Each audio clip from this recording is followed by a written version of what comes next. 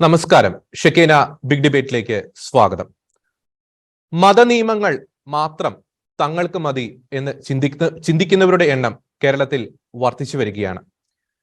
ചികിത്സ ആവശ്യമുള്ള കടുത്ത രോഗമാണ് മതഭ്രാന്ത്.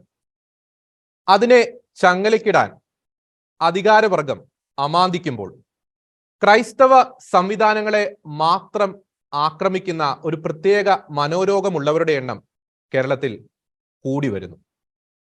ഒപ്പം തന്നെ ജോസഫ് മാഷിന്റെ കൈവെട്ടിൽ നിന്ന് മുസ്തഫയുടെ ബൈബിൾ കത്തിക്കൽ വരെ എത്തി നിൽക്കുമ്പോൾ ക്രൈസ്തവർ പഠിക്കാൻ മറന്ന പാഠങ്ങൾ അല്ലെങ്കിൽ പഠിക്കേണ്ട പാഠങ്ങൾ എന്തൊക്കെയാണ്? ഇതാണ് ഇന്ന് ഷെക്കീന ബിഗ് ഡിബേറ്റ് ചർച്ച ചെയ്യുന്നത്. ഈ ചർച്ചയിൽ ഇന്ന് നമ്മോടൊപ്പം ചേരുന്നു Ecclesia United Forum chairman Father Johnson തേക്കടയിൽ, കാസയുടെ പ്രസിഡന്റ് ശ്രീ കെവിൻ പീറ്റർ, ഒപ്പം തന്നെ കത്തോലിക്ക കോൺഗ്രസിൽ നിന്നും ഡോക്ടർ ജോസുകുട്ടി ജെ ഒഴികയിൽ. 3 പേർക്കും ഈ ചർച്ചയിലേക്ക് സ്വാഗതം. ആദ്യം ഫാദർ ജോൺസൺ തേക്കടയിൽ, ഈ മുസ്തഫ ബൈബിൾ കത്തിച്ച ആ ഒരു വിഷയത്തിൽ നിന്നാണ് നമ്മുടെ ഇന്ന് ഈ ഒരു ചർച്ച ആരംഭിക്കുന്നത്. നമുക്കറിയാം, ഒരു വ്യക്തിയോട് ഒരു ശത്രുത തോന്നിയാൽ ഏതെങ്കിലും വ്യക്തി, ആ ശത്രുത മനോഭാവമുള്ള വ്യക്തി, ആ വ്യക്തിയെ ചിലപ്പോൾ കായികമായി ആക്രമിച്ചേക്കാം, അല്ലെങ്കിൽ ആ വ്യക്തിക്ക് ഉപദ്രവം വരുത്താം. എന്നാൽ ഈ മുസ്തഫയുടെ കാര്യത്തിൽ മുസ്തഫയുടെ ഒരു വിരോധം ഒരു ക്രിസ്ത്യാനി എന്ന ഒരു ഇൻഡിവിജ്വൽ ആയിട്ടുള്ള ഒരു വ്യക്തിയോടല്ല. അത് നമുക്ക് വളരെ വ്യക്തമായി മനസ്സിലാക്കാൻ സാധിക്കുന്നത് ആ മുസ്തഫ കത്തിച്ച ആ ബൈബിൾ, POC ബൈബിൾ, അതിലൂടെ മുസ്തഫ ലക്ഷ്യമിടുന്നത് ക്രിസ്ത്യാനിറ്റിയോടുള്ള ഒരു ശത്രുത മനോഭാവമാണ്. ഒരു 34 വയസ്സുള്ള ഈ ചെറുപ്പക്കാരന്റെ ഉള്ളിൽ ഇത്രമാത്രം ഒരു ക്രൈസ്തവ വിരോധം എവിടെ നിന്നാണ് വന്നത് ഫാദർ ജോൺസൺ തേക്കടയിൽ? അതിന്റെ ഒരു സോഴ്സ് എന്തായിരിക്കാം ഫാദർ ജോൺസൺ തേക്കടയിൽ? എല്ലാവർക്കും സ്നേഹവന്ദനം. ഈ ചർച്ച ഇന്നത്തെ സമൂഹത്തിൽ ഏറ്റവും അനിവാര്യമായിട്ടുള്ള ഒരു വിഷയം തന്നെയാണ്. നമുക്കറിയാവുന്നതുപോലെ മുസ്ലിം സമൂഹം നമ്മുടെ കേരളത്തിൽ വളരെ സമാധാന അന്തരീക്ഷത്തിൽ എല്ലാവരെയും കാണുകയും കേൾക്കുകയും ചെയ്യണമെന്ന് നമ്മളൊക്കെ കൊതിക്കുന്ന ഒരു കാലഘട്ടം കൂടിയാണ് ഇപ്പോൾ ഈ നടന്നുകൊണ്ടിരിക്കുന്നത്. കഴിഞ്ഞ 2 പതിറ്റാണ്ടുകളായിട്ട് നമ്മുടെ കേരളത്തിൽ അതിന് വിഘാതമായി അങ്ങിങ്ങായ ചില അപശ്രുതികൾ ഉണ്ടാകുകയും അത് മുഖരിതമാകുകയും ഇപ്പോൾ അതിൻ്റെ ഒരു ക്ലൈമാക്സിലേക്ക് നീങ്ങുന്ന തരത്തിലേക്കുള്ള പ്രവർത്തനങ്ങളിലേക്ക് ഏർപ്പെടുകയും ചെയ്തു. ഇപ്പോൾ ജോർജ് സൂചിപ്പിച്ച പോലെ തന്നെ പ്രൊഫസർ ജോസഫ് സാറിന്റെ കൈയും കാലും വെട്ടിയപ്പോൾ അന്ന് ക്രിസ്തീയ സഭ മൗനം പാലിച്ചു എന്നുള്ളത് ഒരു വളക്കൂറുള്ള മണ്ണായിട്ട് കേരളത്തെ കാണാൻ അത്തരത്തിലുള്ള ആളുകൾക്ക് സാധിപ്പിച്ചു എന്നുള്ളതും വളരെ ചിന്തനീയമായ കാര്യമാണ്. ഇപ്പോൾ പ്രിയപ്പെട്ട സഹോദരൻ മുസ്തഫ കാണിച്ചത് ഏറ്റവും ഹീനമായിട്ടുള്ള ഒരു കാര്യമാണ് എന്നുള്ളത് അവരുടെ തന്നെ ഗ്രന്ഥത്തിന്റെ അടിസ്ഥാനത്തിൽ നമുക്ക് സ്ഥാപിക്കാവുന്നതാണ്. ഖുറാനിൽ ബൈബിളിനെ കുറിച്ച് എന്താണ് പറഞ്ഞിരിക്കുന്നത്, അത് തിരുത്തിയതാണ് എന്നൊക്കെ സാധാരണഗതിയിൽ ചില മുസ്ലിം സഹോദരങ്ങൾ പറയാറുണ്ട്. അതിനവര് അറാഫ എന്നുള്ളൊരു പദമൊക്കെയാണ് ഉപയോഗിക്കുന്നത്, നിങ്ങളത് തിരുത്തി കൈകടത്തി എന്നൊക്കെ. ദൈവം തന്നിരിക്കുന്ന ഒരു ഗ്രന്ഥത്തിൽ, ദൈവം പരിപാലിക്കുന്ന ഒരു ഗ്രന്ഥത്തെ മനുഷ്യൻ എങ്ങനെ കൈകടത്താൻ കഴിയും? അപ്പൊ ദൈവത്തിന്റെ പരമാധികാരവും ദൈവത്തിന്റെ ആത്യന്ത ശക്തിയും ഒക്കെ മനുഷ്യന്റെ ശക്തിയെക്കാളും കൈകടത്തലിന് പ്രേരണ കൊടുക്കുന്നതാണോ എന്നുള്ള ചോദ്യമൊക്കെ നമ്മൾ ഉന്നയിക്കാവുന്നതാണ്. എങ്കിലും അതിലേക്ക് പോകുന്നതിന് മുമ്പായിട്ട് ഞാൻ സൂറ മറിയം അതിന്റെ 12ാമത്തെ ആയത്തൊന്ന് വായിക്കുകയാണ്. മലയാളത്തിലാണ് വായിക്കുന്നത്. ഓ യഹിയ, വേദപുസ്തകം കരുത്തോടെ മുറുകെ പിടിച്ചുകൊള്ളുക. വേദപുസ്തകം കരുത്തോടെ മുറുകെ പിടിച്ചുകൊള്ളുക. ഇത് പരിഭാഷപ്പെടുത്തിയിരിക്കുന്നത് തഫീമുൽ ഖുറാന്റെ ഷെയ്ഖ് മുഹമ്മദ് കാരക്കുന്നിന്റെ പരിഭാഷയാണ്. തഫീമുൽ ഖുറാന്റെ പരിഭാഷയാണ്. അപ്പൊ അവിടെ വേദപുസ്തകം എന്ന് പറഞ്ഞിരിക്കുന്നത് 3 കാര്യങ്ങളെയാണ്. യഹൂദന്മാർ തനാക്ക് എന്ന് വിളിക്കുന്ന തോറ, നാബിൻ, കെത്തൂബ്യം എന്ന് യഹൂദന്മാർ വിളിക്കുകയും നമ്മള് വിശുദ്ധ ബൈബിളിന്റെ ഭാഗമായി കാണുന്ന പഴയ നിയമം എന്ന് പറയുകയും മുസ്ലിം സമൂഹം അതിനെ, അല്ലെങ്കിൽ ഖുറാനികമായിട്ട് അതിനെ തൗറാത്ത്, സബൂർ, ഇഞ്ചീൽ എന്ന് വിളിക്കുകയും ചെയ്യുന്ന ഭാഗമാണ്. അപ്പൊ ഇതിനകത്ത് എവിടെല്ലാം യഹിയ നബിയെ കുറിച്ചോ മൂസ നബിയെ കുറിച്ചോ, അതൊന്നും ബൈബിളിലെ കഥാപാത്രങ്ങളല്ല എന്നുള്ളത് നമുക്കറിയാം. എങ്കിലും for the sake of argument നമ്മൾ അങ്ങനെ സമ്മതിച്ചാൽ തന്നെ ഈസാ മസിഹിയെ കുറിച്ചോ ഒക്കെ പറയുന്ന സമയത്ത്, മറിയമ്മിനോട് പറയുന്ന സന്ദർഭത്തിലും ഒക്കെ വേദത്തെക്കുറിച്ച് പറയുന്നുണ്ട്. ആ വേദം വിശുദ്ധ ബൈബിളിനെ കുറിച്ചാണ്. അപ്പൊ ആ വേദപുസ്തകത്തെ, ബൈബിളിനെ വളരെ കൃത്യമായി കരുതലോടെ കാത്തുകൊള്ളണം മുറുകെ പിടിച്ചു കൊള്ളണമെന്ന് ഖുറാന്റെ അനുയായികൾക്ക് നിർദ്ദേശം കൊടുക്കുമ്പോൾ ആ ബൈബിളിനെ കത്തിക്കുക എന്ന് പറഞ്ഞു കഴിഞ്ഞാൽ സ്വന്തം മതത്തോട്, സ്വന്തം ദൈവത്തോട്, ആ ദൈവം ആരെന്നുള്ളതൊക്കെ നമ്മൾ മുൻപ് ചർച്ച ചെയ്തിട്ടുള്ളതാണ്, അതൊക്കെ പോട്ടെ, എങ്കിലും അവർ വിശ്വസിക്കുന്ന ദൈവസങ്കല്പത്തെ അവർ തന്നെ ഇകഴ്ത്തുകയും ആ ദൈവത്തെ ചവിട്ടി മെതിക്കുകയും അവരുടെ ദൈവത്തിന്റെ വാക്കുകളെ അവർ ഹനിക്കുകയും ചെയ്യുന്ന ഒരു അനുഭവമാണ്. ഇത് എവിടേക്കാണ് കൊണ്ട് എത്തിക്കുന്നതെന്ന് ചോദിച്ചു കഴിഞ്ഞാൽ, ഒരു ശരീഅത്തിലോ കേരളത്തിൽ നടപ്പിലായാൽ എങ്ങനെയായിരിക്കും മറ്റുള്ളവരോട് പെരുമാറേണ്ടെന്ന്, മറ്റു മതസ്ഥർ എങ്ങനെ ജീവിക്കണം എന്നുള്ളതിന്റെ ഒരു തെളിവായിട്ടും കൂടിയാണ്. ഒരു ടെസ്റ്റ് ഡോസ് അല്ലേ? ഒരു ടെസ്റ്റ് ഡോസ്. അത് ഞാൻ പറഞ്ഞല്ലോ, ചില പതിറ്റാണ്ടിന് മുമ്പ് ഇവിടെ അതിന്റെ ഒരു ടെസ്റ്റ് ഡോസ് നടന്നു. അന്ന് ക്രൈസ്തവ സഭ മൗനം പാലിക്കുക മാത്രമല്ല, അങ്ങനെയുള്ളവർക്ക് പരിരക്ഷ കൂടെ കൊടുത്തു. അവരെ ഇലക്ഷനിൽ ജയിപ്പിക്കാനും പോലും ക്രൈസ്തവ സഭ മുന്നിട്ടിറങ്ങി എന്നുള്ളതും കൂടെ ഖേദകരമായ ഒരു കാര്യമാണ്. എന്നാൽ ഇപ്പോഴെങ്കിലും പാഠം ഉൾക്കൊണ്ടുകൊണ്ട് എനിക്ക് തോന്നുന്ന പല പിതാക്കന്മാരും അച്ഛന്മാരും ഒക്കെ ഈ കാര്യത്തിൽ വളരെ ശക്തമായി രംഗത്ത് വന്നിട്ടുണ്ട്. പല പ്രൊസഷനും കാര്യങ്ങളൊക്കെ ഇതിനോട് ഇടയ്ക്ക് പല ക്രിസ്തീയ സംഘടനകൾ നടത്താനായിട്ട് ഇടയായി തീർന്നിട്ടുണ്ട്. അതൊക്കെ നല്ലത് തന്നെയാണ്. എന്നാൽ അതിനേക്കാളും നമ്മൾ കുറച്ചും കൂടെ ആഴമായി ചിന്തിക്കുകയും പഠിക്കുകയും പഠിപ്പിക്കുകയും ചെയ്യേണ്ടുന്ന സന്ദർഭമുണ്ട്. ഒരു കാര്യം കൂടെ പറഞ്ഞിട്ട് ഞാൻ ഈ ഭാഗം അവസാനിപ്പിക്കാം. അതായത്, എന്തുകൊണ്ടാണ് ബൈബിൾ കത്തിക്കാനായിട്ട് മുസ്തഫയെ പോലുള്ള ആളുകൾക്ക് സാധിക്കുന്നത്? അതിനൊരു കാരണം, ദൈവത്തിന്റെ സ്നേഹത്തെ ഒരിക്കൽ പോലും ഉൾക്കൊള്ളാനോ അംഗീകരിക്കാനോ അവർക്ക് കഴിയില്ല. നമുക്കറിയാമല്ലോ, ജോൺ 3:16 യോഹന്നാന്റെ സുവിശേഷം 3-ാം അധ്യായത്തിന്റെ 16-ാം വാക്യത്തിൽ വളരെ കൃത്യമായിട്ട് പറയുന്നുണ്ട് ദൈവത്തിന്റെ സ്നേഹത്തെ കുറിച്ച്. തന്റെ ഏകജാതനായ പുത്രനിൽ വിശ്വസിക്കുന്ന ഏവനും നശിച്ചു പോകാതെ നിത്യജീവൻ പ്രാപിക്കേണ്ടതിന് ദൈവം യേശുക്രിസ്തുവിനെ നൽകുവാൻ തക്കവണ്ണം ലോകത്തെ സ്നേഹിച്ചു.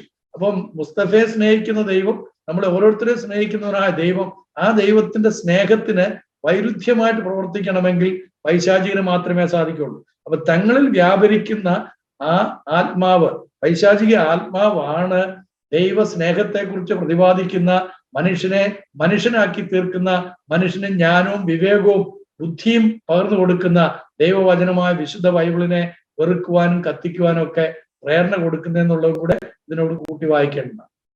ഓക്കെ, വളരെ വ്യക്തമാണ്. ഡോക്ടർ ജോസൂട്ടി ഒഴികെ നമുക്കറിയാം, നമ്മുടെ മന്ത്രിമാരും മുഖ്യമന്ത്രിയും ഒക്കെ സത്യപ്രതിജ്ഞ ചെയ്യുമ്പോൾ അവർ പ്രധാനമായും എടുത്തു പറയുന്ന ഒരു കാര്യമുണ്ട്. ആ വാചകത്തിൽ ഈ പക്ഷപാത രഹിതമായിട്ട് ആർക്കും ഒരു പ്രത്യേക പ്രീതിയോ ഒന്നും കാണിക്കാതെ ഒരു പക്ഷപാതരഹിതമായി പ്രവർത്തിക്കും എന്നുള്ള കാര്യം. എന്നാൽ കഴിഞ്ഞ കുറെ വർഷങ്ങളിലായി നാം നോക്കുമ്പോൾ, നാം പരിശോധിക്കുമ്പോൾ ഈ ക്രൈസ്തവരുടെ കാര്യത്തിൽ ഒരു ഇരട്ടത്താപ്പാണ് ഈ അധികാര വർഗത്തിൽ ഉള്ളവരുടെ ഭാഗത്ത് നിന്ന്. ഈ വിഷയത്തിൽ പോലും ദിവസം ഒരു 3 ദിവസം കഴിഞ്ഞിട്ടും, ഈ ഒരു ദാരുണമായ സംഭവം കഴിഞ്ഞ് 3 ദിവസം കഴിഞ്ഞിട്ടും പ്രമുഖ രാഷ്ട്രീയ നേതാക്കളുടെ ഭാഗത്തു നിന്ന് ഒരു അക്ഷരം പോലും അതിനെ അപലപിക്കുവാനോ ഒന്നും, അത്തരത്തിലുള്ള ഒരു പ്രസ്താവന ഒന്നും വന്നിട്ടില്ല. ഈ മുൻ ചർച്ചകളിലൊക്കെ ഞാൻ സൂചിപ്പിച്ചിട്ടുള്ള ഒരു കാര്യം തന്നെയാണ്. പാലാപിതാവ് ലഹരി ഭീകരതയെക്കുറിച്ച് പറഞ്ഞപ്പോൾ അതിനെതിരെ ഓർഞ്ഞു തുള്ളിയ നിരവധി രാഷ്ട്രീയ നേതൃത്വങ്ങൾ ഇവിടെ ഉണ്ടായിരുന്നു. ഈ ഹലാൽ വിവാദം ഉണ്ടായപ്പോൾ മുസ്ലിം സമുദായത്തെ രക്ഷിക്കുവാൻ, അല്ലെങ്കിൽ അവർക്ക് അനുഭാവം പ്രകടിപ്പിച്ചുകൊണ്ട് ഹലാൽ എന്നാൽ നല്ലത് എന്ന് പറഞ്ഞ ഒരു മുഖ്യമന്ത്രിയാണ് നമ്മുടെ നാട് ഭരിക്കുന്നത്. ഒപ്പം തന്നെ ഈ ന്യൂനപക്ഷ വകുപ്പിൽ നാം കാലങ്ങളായി നേരിട്ടുകൊണ്ടിരിക്കുന്ന വിവേചനങ്ങൾ, പ്രത്യേകിച്ച് KT ജലീലിന്റെ ഒക്കെ കാലഘട്ടത്തിൽ നാം നേരിട്ട വിവേചനങ്ങൾ, 80-20 വിഷയത്തിൽ കോടതി വിധി വന്നപ്പോൾ അതിനെതിരെ അപ്പീൽ നൽകുവാൻ സുപ്രീം കോടതി വരെ പോയ നമ്മുടെ സർക്കാർ. അപ്പോൾ വളരെ തുടർച്ചയായിട്ടുള്ള വിവേചനങ്ങൾ. ഈ ന്യൂനപക്ഷ വകുപ്പുമായി ബന്ധപ്പെട്ട ഒരു പ്രധാനപ്പെട്ട ഒരു കാര്യം അങ്ങയുടെ ശ്രദ്ധയിൽപ്പെടുത്തുകയാണ്. KT ജലീലിന്റെ കാലത്ത് ആരംഭിച്ച ഒരു സംഗതിയാണ് ഈ മഹൽ സോഫ്റ്റ്വെയർ എന്ന് പറഞ്ഞ ഒരു വെബ്സൈറ്റ്. അതിന്റെ ഒരു ഡിസ്ക്രിപ്ഷനിൽ പറഞ്ഞ ഒരു വാചകമുണ്ട്, ഈ ക്രൈസ്തവരുടെയൊക്കെ ഒരു കണ്ണ് തുറപ്പിക്കേണ്ട ഒരു വാചകം. കേരള സംസ്ഥാനത്ത് ആരംഭിച്ച ഒരു പ്രധാന പദ്ധതിയാണ് മഹൽ സോഫ്റ്റ്. സംസ്ഥാനത്തെ മഹലുകളുടെ പ്രവർത്തനത്തെ അത്യാധുനിക സാങ്കേതിക വിദ്യയുമായി സമന്വയിപ്പിച്ചുകൊണ്ടുള്ള പുരോഗതിയാണ് മഹൽ സോഫ്റ്റ് ലക്ഷ്യമിടുന്നത്. സ്കോളർഷിപ്പുകൾ, പരീക്ഷാ അറിയിപ്പുകൾ, മറ്റ് ആനുകൂല്യങ്ങൾ എന്നിവ യഥാസമയം അർഹരായവരിലേക്ക് എത്തിക്കുക വഴി മുസ്ലിം സമുദായത്തിന്റെ ഉന്നമനം പ്രാവർത്തികമാക്കുവാൻ സാധിക്കും. അതായത് ഈ രാജ്യത്തിന്റെ നികുതിദായകരുടെ പണം കൊണ്ട് നടപ്പാക്കുന്ന പദ്ധതികൾ ഒരു പ്രത്യേക സമുദായം അറിയുവാൻ ഉള്ളൊരു സാങ്കേതിക വിദ്യയുമായി ബന്ധപ്പെട്ടുള്ള ഒരു സംവിധാനം ന്യൂനപക്ഷ വകുപ്പിൽ നിന്ന് കാണിക്കുന്നു. ഞാൻ ഇത് വായിക്കാൻ കാരണം എത്രമാത്രം കൊടിയ അനീതിയാണ് ക്രൈസ്തവർ നേരിട്ടുകൊണ്ടിരിക്കുന്നത്. ഇതിന്റെ എല്ലാം ഒരു ബാക്കി പത്രമായി നമുക്ക് പറയാൻ സാധിക്കുന്നത്, നമ്മുടെ അധികാരവർഗത്തെ, നമ്മുടെ രാഷ്ട്രീയ നേതൃത്വത്തെ ഒരു വിഭാഗത്തിൽ പെട്ട തീവ്രവാദ വർഗം ഹൈജാക്ക് ചെയ്തിരിക്കുന്നതിന്റെ ഒരു വ്യക്തമായ ഒരു സൂചന തന്നെയല്ലേ ഡോക്ടർ ജോസ് കുട്ടി ഒഴികെ? ഇവിടെ വളരെ പ്രസക്തമായ ഒരു ചോദ്യമാണ് ഉന്നയിച്ചിരിക്കുന്നത്. നമ്മുടെ അധികാരവർഗത്തെ തീവ്രവാദ സ്വഭാവമുള്ള ആളുകൾ ഹൈജാക്ക് ചെയ്തിരിക്കുന്നു എന്നുള്ളത്. അത് ചെയ്തിട്ടില്ല എന്ന് സ്ഥാപിക്കാവുന്ന തെളിവുകളൊന്നുമില്ല. ഞാൻ പറഞ്ഞു വരുന്നത്, ഇപ്പോൾ ഈ ഉണ്ടായ സംഭവങ്ങളുടെ മുസ്തഫ വിഷയത്തിൽ മാത്രമുള്ളതല്ല. ഈ മഹൽ സോഫ്റ്റിന്റെ ഈ സംഭവം അത് വന്നതിന് ശേഷം ഈ അടുത്ത കാലത്ത് നമുക്കറിയാം, കേരള പാഠ്യപദ്ധതി ചട്ടക്കൂട് പരിഷ്കരണവുമായി ബന്ധപ്പെട്ട് ഏതാനും ചോദ്യാവലികൾ തയ്യാറാക്കുകയും ആ ചോദ്യാവലികൾ സ്കൂളുകളിൽ കുട്ടികളുടെ ഇടയിൽ അതിന് ഉത്തരം പറയാൻ വേണ്ടി കൊടുക്കുകയും ചെയ്തു. അത് ഒരു പ്രത്യേക വിഭാഗത്തിന്റെ വിഭാഗത്തിൽ നിന്ന് വരുന്ന മുഴുവൻ കുട്ടികളും ഈ ചോദ്യം ക്ലാസ്സിൽ അധ്യാപകൻ ചോദിച്ചപ്പോൾ തന്നെ എഴുതിയ ഉത്തരവുമായി അവിടെ വന്നതിന് മറന്നു.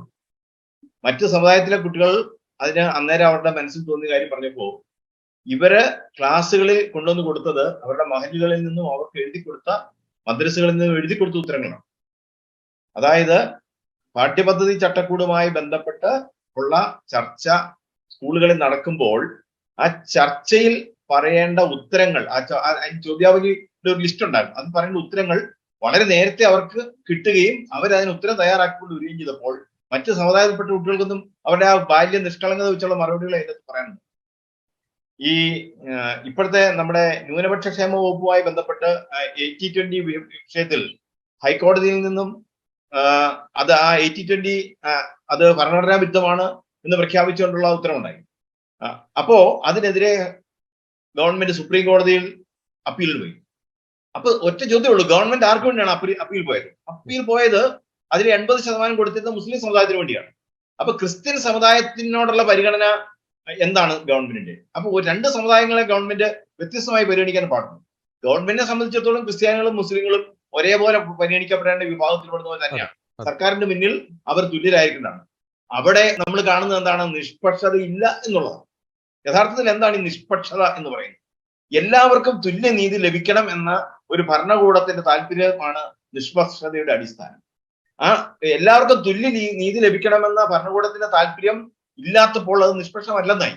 ഇപ്പോ ഈ നിഷ്പക്ഷതയോടെ പെരുമാറും എന്ന സത്യപ്രതിജ്ഞ മന്ത്രി ആകുന്നതിന് വേണ്ടിയിട്ടുള്ള ഒരു റിക്വയർമെന്റ്, മന്ത്രി ആകുന്നതിന് വേണ്ടിയിട്ടുള്ള ഒരു വ്യവസ്ഥ ആയതുകൊണ്ട് മാത്രമാണ് അവർ ആ വ്യവസ്ഥ ഏറ്റുചൊല്ലുന്നത്. അല്ലാതെ അത് ഭരണത്തിൽ പ്രതിഫലിപ്പിക്കുന്നതിന് വേണ്ടിയിട്ടുള്ളതല്ല. ഈ നിഷ്പക്ഷതയില്ലായ്മ നമ്മള് ഈ ലോക പ്രശ്നങ്ങളുമായി ബന്ധപ്പെട്ട് കാണുമ്പോഴും നമ്മുടെ കേരളത്തിലെ രാഷ്ട്രീയ നേതൃത്വത്തിൽ നിന്നും ഭരണാധികാരികളിൽ നിന്നും അത് ഉണ്ടാകുന്നുണ്ട്. ആഗോളതലത്തിൽ ക്രൈസ്തവ സമൂഹത്തിൽ നൂറുകണക്കിന് ആളുകൾ മുസ്ലിം തീവ്രവാദികളാൽ കൊല്ലപ്പെടുകയോ ആക്രമിക്കപ്പെടുകയോ ഒക്കെ ചെയ്യുമ്പോഴും നിഷ്പക്ഷത പാലിക്കുന്നവർ, ഏതെങ്കിലും സ്ഥലത്ത് ഒരു മുസ്ലിം വിഭാഗത്തിൽപ്പെട്ട ഒരാളിന് ഏതെങ്കിലും തരത്തിലുള്ള ഒരു ആക്രമണവും മറ്റു സംഗതികളും ഉണ്ടാകുമ്പോൾ അവർ അതിനോട് അതിശക്തമായി അവർ അതിനെതിരെ പ്രതികരിക്കുന്നു. മറ്റൊരു സംഗതി ഈ പ്രായത്തെ സംബന്ധിച്ചാണ്. 34 വയസ്സുള്ള ഒരു ചെറുപ്പക്കാരൻ എന്തുകൊണ്ട് ഇത്ര തീവ്രവാദിയായി ചിന്തിക്കുന്നു എന്നുള്ള ഒരു ചോദ്യം ചോദിച്ചാൽ, യഥാർത്ഥത്തിൽ ഫ്രാൻസിലും അതുപോലുള്ള സ്ഥലത്തും ഒക്കെ അധ്യാപകരെ പോലും കൊലപ്പെടുത്തിയത് തീരെ പ്രായം കുറഞ്ഞ് 20-21 വയസ്സുള്ള കുട്ടികളാണ്.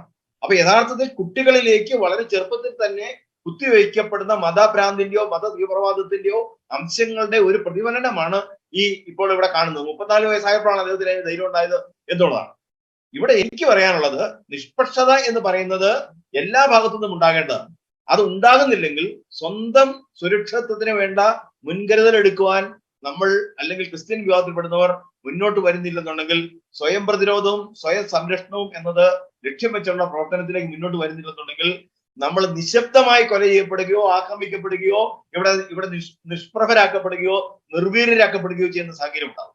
അത്തരം ഒരു സാഹചര്യത്തെ അതിജീവിക്കേണ്ടത്, അല്ലെ ആ ഒരു സാഹചര്യത്തെ ഒഴിവാക്കേണ്ടത് സമുദായത്തോടും സമൂഹത്തോടും ജനാധിപത്യത്തോടും കാഴ്ചപ്പാടുള്ള ആളുകൾക്ക് ഉണ്ടായിരിക്കേണ്ട ഏറ്റവും പ്രധാനപ്പെട്ട ഒരു ഘടകമാണ്.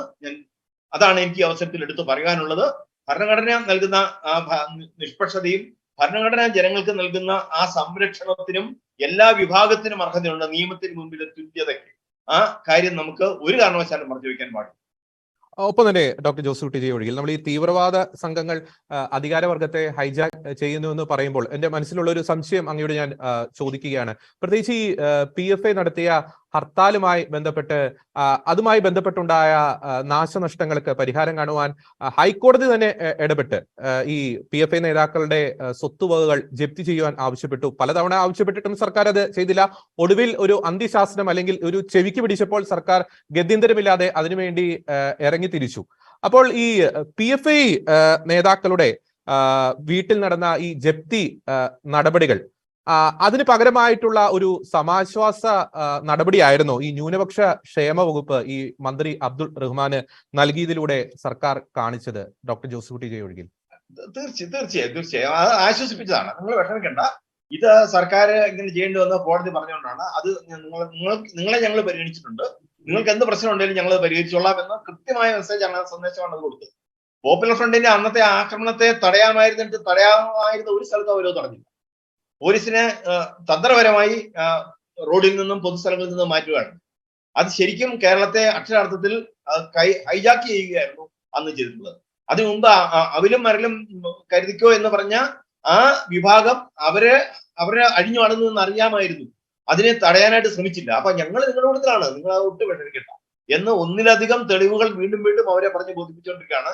ഞങ്ങൾക്ക് മാത്രമേ നിങ്ങളോടൊപ്പം നിൽക്കാൻ കഴിയുള്ളൂ, നിങ്ങൾ ഞങ്ങളോട് നിന്നുള്ളൂ എന്ന് പറയുന്ന ഒരു സന്ദേശമാണത്.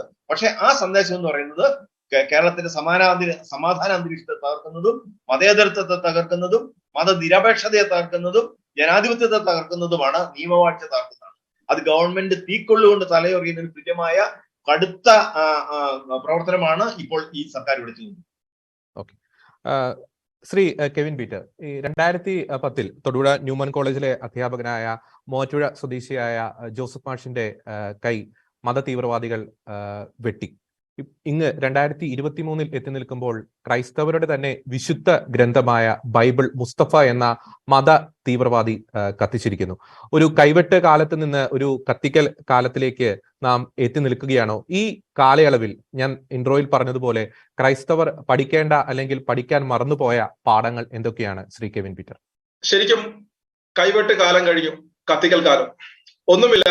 ഇത് കത്തിക്കലിന്റെയും കൈവെട്ടിന്റെയും കാലം തന്നെയാണ്.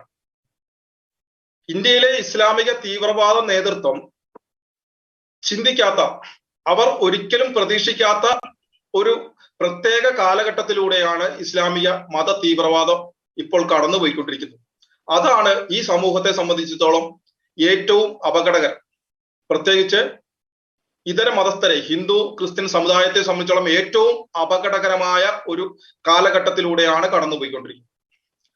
ഇപ്പോൾ നമ്മളിവിടെ ചോദിച്ചൊരു ചോദ്യമുണ്ട്, എന്തുകൊണ്ട് 34 വയസ്സായ മുസ്തഫ പെട്ടെന്ന് ഇങ്ങനെ ചെയ്തു?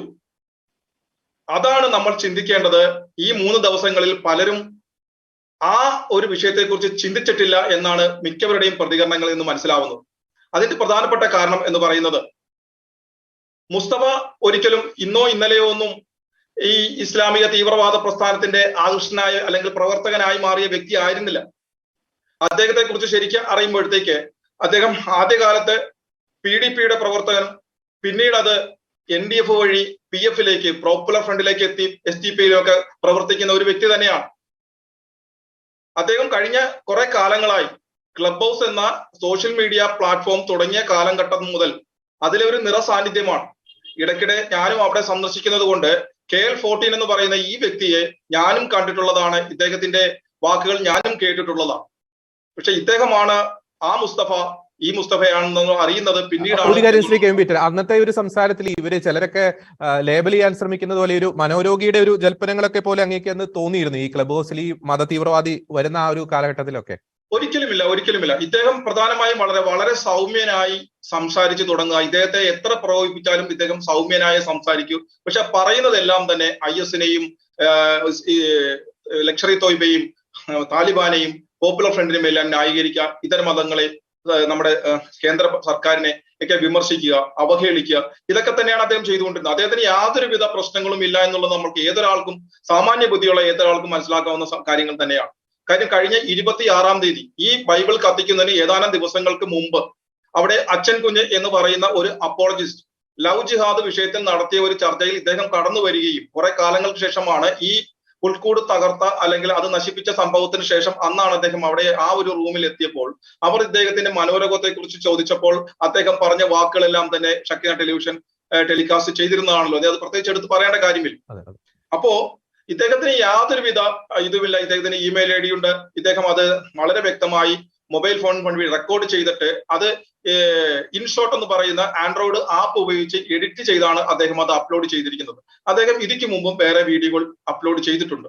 അപ്പൊ ഇദ്ദേഹം തന്നെ പറയുന്നുണ്ട് തന്നെ ആ പുൽക്കൂട് നശിപ്പിച്ച സംഭവത്തിൽ നിന്നും രക്ഷപ്പെടുത്താനായിട്ടാണ് പോലീസുകാരോ അങ്ങനെ പറഞ്ഞത്, നാട്ടുകാരങ്ങനെ പറഞ്ഞതെന്ന് അദ്ദേഹം പറയുന്നുണ്ട്.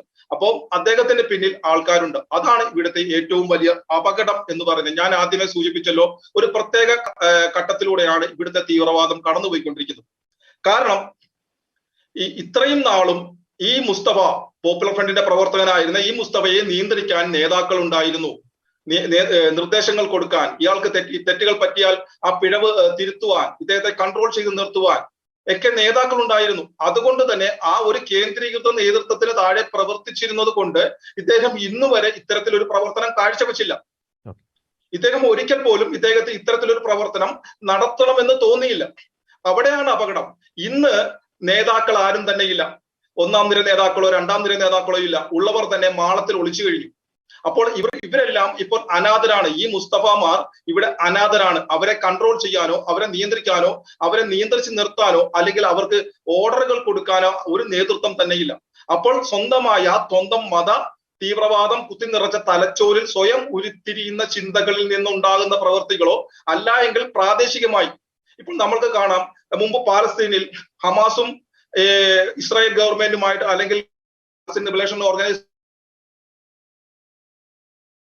സമാധാന കരാർ ഒപ്പുവെച്ച് അതിന്റെ മഷി ഉണങ്ങുന്നതിന് മുമ്പ് ഗാസയിൽ നിന്നും ഇസ്രായേലിലേക്ക് റോക്കറ്റ് വിടും. അപ്പൊ അതെന്ന് പറയുന്നത് ചെറുകൂട്ടം ആൾക്കാരാണ്, ആയുധങ്ങൾ കൈവശം വെച്ചിരിക്കുന്ന ചെറുകൂട്ടം ആൾക്കാരാണ്. അവർക്ക് ഒരു നിയന്ത്രണം ഇല്ലാത്തതുകൊണ്ട് അവർക്ക് ഇതിൽ ഇഷ്ടപ്പെടാതെ വരുമ്പോൾ അവരെടുത്ത് പ്രയോഗിക്കും. അവിടെ അതാണ് സംഭവിച്ചുകൊണ്ടിരിക്കുന്നത്. ഇവിടെയും ഇതുപോലെ തന്നെ ഇവരുടെ സ്വപ്നം തകർന്നു കഴിഞ്ഞു. ഇവർക്ക് ഇവിടെ ഒരിക്കലും ഇസ്ലാമിക രാജ്യം സ്ഥാപിക്കാൻ സാധിക്കുമെന്ന് ഇവർക്ക് ഇനി പ്രതീക്ഷയില്ല.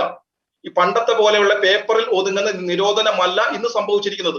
പണ്ട് നേതാക്കൾ ഇവിടെയും അവരുടെ സാമ്പത്തിക സ്രോതസ്സുകളൊക്കെ ഇവിടെ തന്നെയും ഉള്ളപ്പോൾ ഒരു പേര് നിരോധിച്ചാൽ മറ്റൊരു പേരിൽ അവർ രജിസ്ട്രേഷൻ ചെയ്ത് വീണ്ടും പ്രവർത്തനം തുടങ്ങും. ഇപ്പോൾ അതുപോലെയല്ല. അവരുടെ സാമ്പത്തിക സ്രോതസ് അടച്ചു കഴിഞ്ഞു. അവരുടെ ബുദ്ധി കേന്ദ്രങ്ങളെ, തലച്ചോറുകളെ, നേതാക്കളെ എല്ലാം അകത്തിട്ട് കഴിഞ്ഞു. ഇനി ഒരിക്കലും അവർക്കൊരു പുനർജന്മം ഉണ്ടാവുമെന്ന് ഇവർക്ക് പ്രതീക്ഷയില്ല. അവിടെയാണ് ഇവർ അപകടകാരികളായി മാറുന്നത്. ഇവർ ഇപ്പോൾ ഈ മുസ്തഫയ്ക്ക് പിന്നിൽ ആളുകൾ ഉണ്ടെങ്കിൽ അവർ 3-4 പേരായിരിക്കും. ആ 4-5 പേർ ചേർന്നിരുന്ന് എടുത്ത ഒരു തീരുമാനമായിരിക്കാം ചാവേറിനെ പോലെ മുസ്തഫയെ അതിനു വേണ്ടിയിട്ട് ഒരു മനോരോഗിയുടെ വേഷം കെട്ടിച്ചു വിട്ടിരിക്കുന്നത്. ഇത്തരത്തിൽ ഒരു മുസ്തഫയാണ് ഫാദർ ജാക്യൂസ് ഹാമിൽ എന്ന് പറയുന്ന 85 വയസ്സുള്ള വൈദികൻ അൾത്താരയിൽ തിരുവോസ്തി ഉയർത്തിക്കൊണ്ട് നിൽക്കുന്ന സമയത്ത് അൾത്താരയിൽ ഓടിക്കേറുകയും അദ്ദേഹത്തിന്റെ തല പിടിച്ച് പുറത്തോട്ട് ആക്കിയിട്ട് പെടലി മുറിക്കുകയും ചെയ്തത്. അവിടെയും ചെയ്തത് ഇതുപോലൊരു മുസ്തഫയായിരുന്നു. സാമുവൽ പാറ്റി എന്ന് പറയുന്ന ആ അധ്യാപകനെ കഴുത്തറുത്ത് കൊന്നതും ഇതുപോലൊരു മുസ്തഫയായിരുന്നു. അവിടെ നമ്മൾ ഭയപ്പെടേണ്ട ഒരു കാര്യം എന്ന് പറയുന്നത്, ലോകത്ത് ഒത്തിരി വിപ്ലവ പ്രസ്ഥാനങ്ങളുണ്ട്, ലിബറേഷൻ ഓർഗനൈസേഷനുകളുണ്ട്. ഒരു കാലത്ത് അതിനെ എല്ലാം നിയന്ത്രിച്ചിരുന്ന ഒരു തത്വശാസ്ത്രം എന്ന് പറയുന്നത് കമ്മ്യൂണിസ്റ്റ് മാനിഫെസ്റ്റോ ആയിരുന്നു. ഇന്ന് അതില്ല. ഇന്നത് കാലഹരണപ്പെട്ടുപോയി. എന്നാൽ ഇന്നും പല സ്ഥലത്തും പല വിഘടനവാദ സംഘടനകളും ഇതുപോലുള്ള വിപ്ലവ പ്രസ്ഥാനങ്ങളും ഉണ്ട്. അതിന്റെയൊക്കെ ലക്ഷ്യം അവരുടെ ഒരു രാജ്യം സ്ഥാപിക്കുക, അല്ലെങ്കിൽ അവരുടേതായ ഒരു പ്രവിശ്യ ഉണ്ടാക്കുക, അല്ലെങ്കിൽ അവരുടേതായ ഒരു ഭരണകൂടത്തെ സൃഷ്ടിക്കുക എന്നുള്ളതൊക്കെയാണ്. അപ്പോൾ ഇതിന്റെ എല്ലാത്തിന്റെയും ഐഡിയോളജി എന്ന് പറയുന്നത് ഡിഫറന്റ് ആണ്. അപ്പൊ ഈ ഐഡിയോളജി പിന്തുടർന്ന ആ ആശയക്കാരനായ ആ ഒരു അംഗത്തിന്റെ പരമാവധി സ്വപ്നം എന്ന് പറയുന്നത് അവന് അത്ര കണ്ട് അവൻ ആ സംഘടനയോട് ആത്മാർത്ഥതയുണ്ട്, സ്നേഹമുണ്ടെങ്കിൽ അവന്റെ വലിയ സ്വപ്നം എന്ന് പറയുന്നത് അവൻ ആവശ്യപ്പെടുന്ന, അവന്റെ സംഘടന ആവശ്യപ്പെടുന്ന ആ ഒരു സ്ഥലം ഒരു സ്വതന്ത്ര രാജ്യമായി അംഗീകരിച്ച് കാണുക. അതാണ് അവന്റെ സ്വപ്നം. അല്ല എങ്കിൽ അവരുടെ പ്രദേശത്തിന് സ്വയംഭരണം കിട്ടുക, അതാണ് അവന്റെ സ്വപ്നം. അല്ലെങ്കിൽ അവരുടെ സംഘടനയെ ഗവൺമെന്റ് അംഗീകരിച്ചു, ഭരണത്തിൽ അവർക്ക് പങ്കാളിത്തം ഉണ്ടായി, അവരെ മന്ത്രിമാരായി മാറി, അതാണ് അവരുടെ സ്വപ്നം. അതും കഴിഞ്ഞ് അവർക്ക് വേറൊരു സ്വപ്നമില്ല. ഇവിടെ അതാണ് ഏറ്റവും വലിയ അപകടം എന്ന് പറയുന്നത്.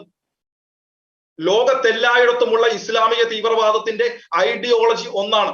അതാണ് അപകടം. ആ ഐഡിയോളജിക്ക് ഒരു പ്രത്യേകതയുണ്ട്, മരണാനന്തര ജീവിതം. ഒരു ഭരണകൂടം സ്ഥാപിക്കുകയോ ഒരു പ്രവിശ്യക്ക് സ്വാതന്ത്ര്യം ഉണ്ടാക്കുകയോ ഒരു രാജ്യം സ്ഥാപിക്കുകയോ അല്ല. മരണാനന്തര ജീവിതം. നീ ഷഹീദായി, നീ ജിഹാദ് നടത്തി, നീ ഷഹീദായി മുകളിൽ ചെന്നാൽ നിനക്കൊരു ജീവിതം അവിടെയുണ്ട്. ഇവിടെ ഉള്ളതിലും വളരെ സുഖസമ്പൂർണമായ ഒരു ജീവിതം, തൂങ്ങാത്ത സ്ഥാനമുള്ള, വിയർപ്പില്ലാത്ത സമപ്രായക്കാരികളായ സ്ത്രീകൾ, തുടുത്ത സ്ഥാനമുള്ള സ്ത്രീകൾ, പളുങ്കുപോലത്തെ ബാലന്മാർ, മദ്യപ്പുഴ, ഇതൊക്കെയുള്ള ഒരു സ്വർഗം നിനക്ക് വേണ്ടി കാത്തിരിക്കുന്നു. അവിടെയാണ് ആ ഐഡിയോളജി, സാമുവൽ പാറ്റിയെ കൊന്ന ഐഡിയോളജി, ജാക്കിൻ ഹാമിൽ എന്ന വൈദികരെ കൊന്ന ഐഡിയോളജി തന്നെയാണ് ഈ പറയുന്ന മുസ്തഫയുടെ ഐഡിയോളജി. അപ്പോൾ ഇവിടെ 2047 ഇസ്ലാമിക രാജ്യം ഖിലാഫത്ത് സ്ഥാപിക്കുക എന്നുള്ള ലക്ഷ്യം ഇവർക്ക് തകർന്നു കഴിഞ്ഞു. ഇനി ഇവരെ നിയന്ത്രിക്കാൻ ആരുമില്ല. ഇനി ഇവരുടെ മുന്നിലുള്ള ലക്ഷ്യം സ്വർഗമാണ്. അതിനെന്താണ് ചെയ്യേണ്ടത്? കാഫിറുകളെ കൊന്ന് ഷഹീദാകുക.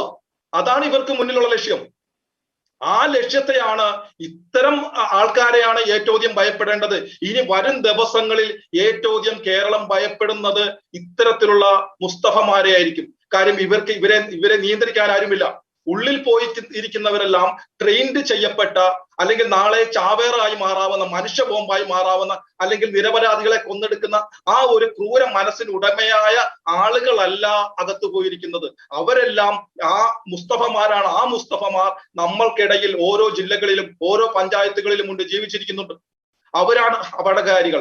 ഇവരിവിടെ കരുതി വെച്ച, ഇവരിവിടെ കൊണ്ടുവന്ന് പൂഴ്ത്തിപ്പിച്ചിരിക്കുന്ന ആയുധങ്ങളെല്ലാം തന്നെ ഇവിടെയുണ്ട്. ഇനി ഒരു സമയത്ത് അത് കണ്ടെടുക്കുന്നത് വരെ അത് ഇവിടെ തന്നെയുണ്ട്. അപ്പോൾ ഏറ്റവും അപകടം എന്ന് പറയുന്നത് ജോസഫ് മാഷിന്റെ കൈവെട്ടിയ കാലമല്ല, പുൽക്കൂട് നശിപ്പിച്ച കാലമാണ്, ബൈബിൾ കത്തിച്ച കാലമാണ് ഏറ്റവും വലിയ അപകടകരം. കാരണം ഇവരുടെ പ്രതീക്ഷ നഷ്ടപ്പെട്ടു കഴിഞ്ഞു. ഇനി ഇവരുടെ ഇതുപോലുള്ള ഓരോ സ്ഥലത്തെ മുസ്തഫമാരുടെ സ്വന്തം തലച്ചോറിൽ ഉരുത്തിരിയുന്ന അവരുടെ തീരുമാനം, ഇനി നാളെ വേണമെങ്കിൽ മുസ്തഫ പുറത്തിറങ്ങിയാൽ ഇവരെ എല്ലാവരും ഐഡന്റിഫൈ ചെയ്ത് കഴിഞ്ഞു, എനിക്കിനി ഒരു ജോലി കിട്ടില്ല, എനിക്കിനി ഒരു സർക്കാർ ജോലി കിട്ടില്ല, എനിക്കിനി ഒരു സ്ഥലത്ത് സഞ്ചരിക്കാൻ സാധിക്കില്ല എന്ന് മനസ്സിലാകുമ്പോൾ മുസ്തഫയുടെ മുന്നിലുള്ള ലക്ഷ്യം ഷഹീദാവുക എന്നുള്ളതായിരിക്കും. അതിനെന്ത് ചെയ്യണം? ജിഹാദ് ചെയ്യണം. ജിഹാദ് ചെയ്താൽ മാത്രമേ അവിടെ ഷഹീദാകാൻ സാധിക്കൂ. ഈ പറയുന്നതെല്ലാം അവിടെ മേളിൽ കിട്ടണമെങ്കിൽ. അപ്പോൾ ഇവരുടെ മുന്നിലുള്ള ഇതുപോലുള്ള ഈ കേരളത്തിലുടനീളം എല്ലാ ജില്ലകളിലുമുള്ള ഇതുപോലുള്ള മുസ്തഫമാരുടെ ലക്ഷ്യം ഷഹീദാകുക എന്നുള്ളത്. അതാണ് ഏറ്റവും വലിയ അപകടം എന്ന് പറയുന്നത്. പിന്നെ മറ്റൊരു കാര്യം എന്ന് പറയുന്നത്, ഇവിടെ പറയുന്നത് നമ്മൾ ക്രിസ്ത്യാനികളെ, ഇവിടെ ഇപ്പൊ നമ്മൾ ഈ പറയുന്ന ഇതിൽ ഇപ്പൊ ജോൺസൺ സൂചിപ്പിച്ചു, ജോസൂട്ടി സാർ സൂചിപ്പിച്ചു. അപ്പോൾ ഇപ്പോഴും നമ്മളോട് കാട്ടുന്നത് എന്ന് പറയുന്നത് വെറും ഒരു കപട ക്രിസ്ത്യൻ സ്നേഹം മാത്രമാണ്. നമ്മളെ ശരിക്കും പറഞ്ഞാൽ കുരങ്ങ് കളിപ്പിക്കുകയാണ് ഇവർ ചെയ്യുന്നത്. ശരിക്കും നമ്മളെ പല രീതിയിൽ വോട്ടിന് വേണ്ടി മാത്രം നമ്മളെ കുരങ്ങ് കളിപ്പിക്കുകയാണ്.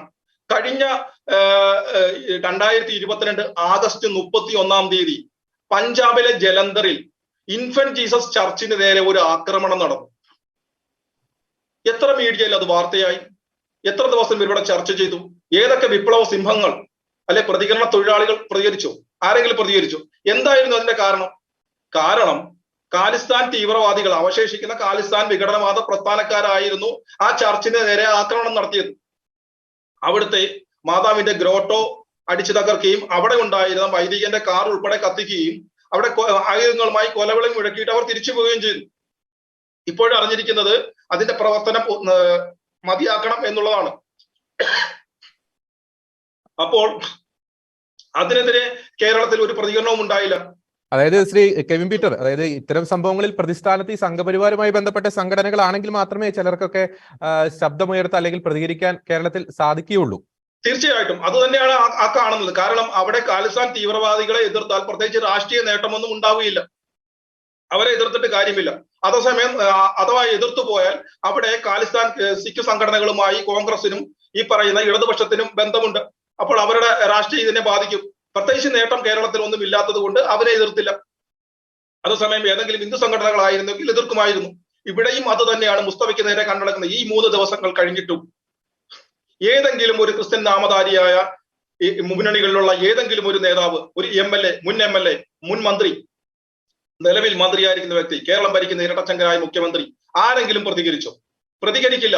കാരണം മുസ്തഫയുടെ മതം, അതാണ് പ്രശ്നം. അതൊരു വോട്ട് ബാങ്കിൽ നിന്നുള്ള മതമാണ്.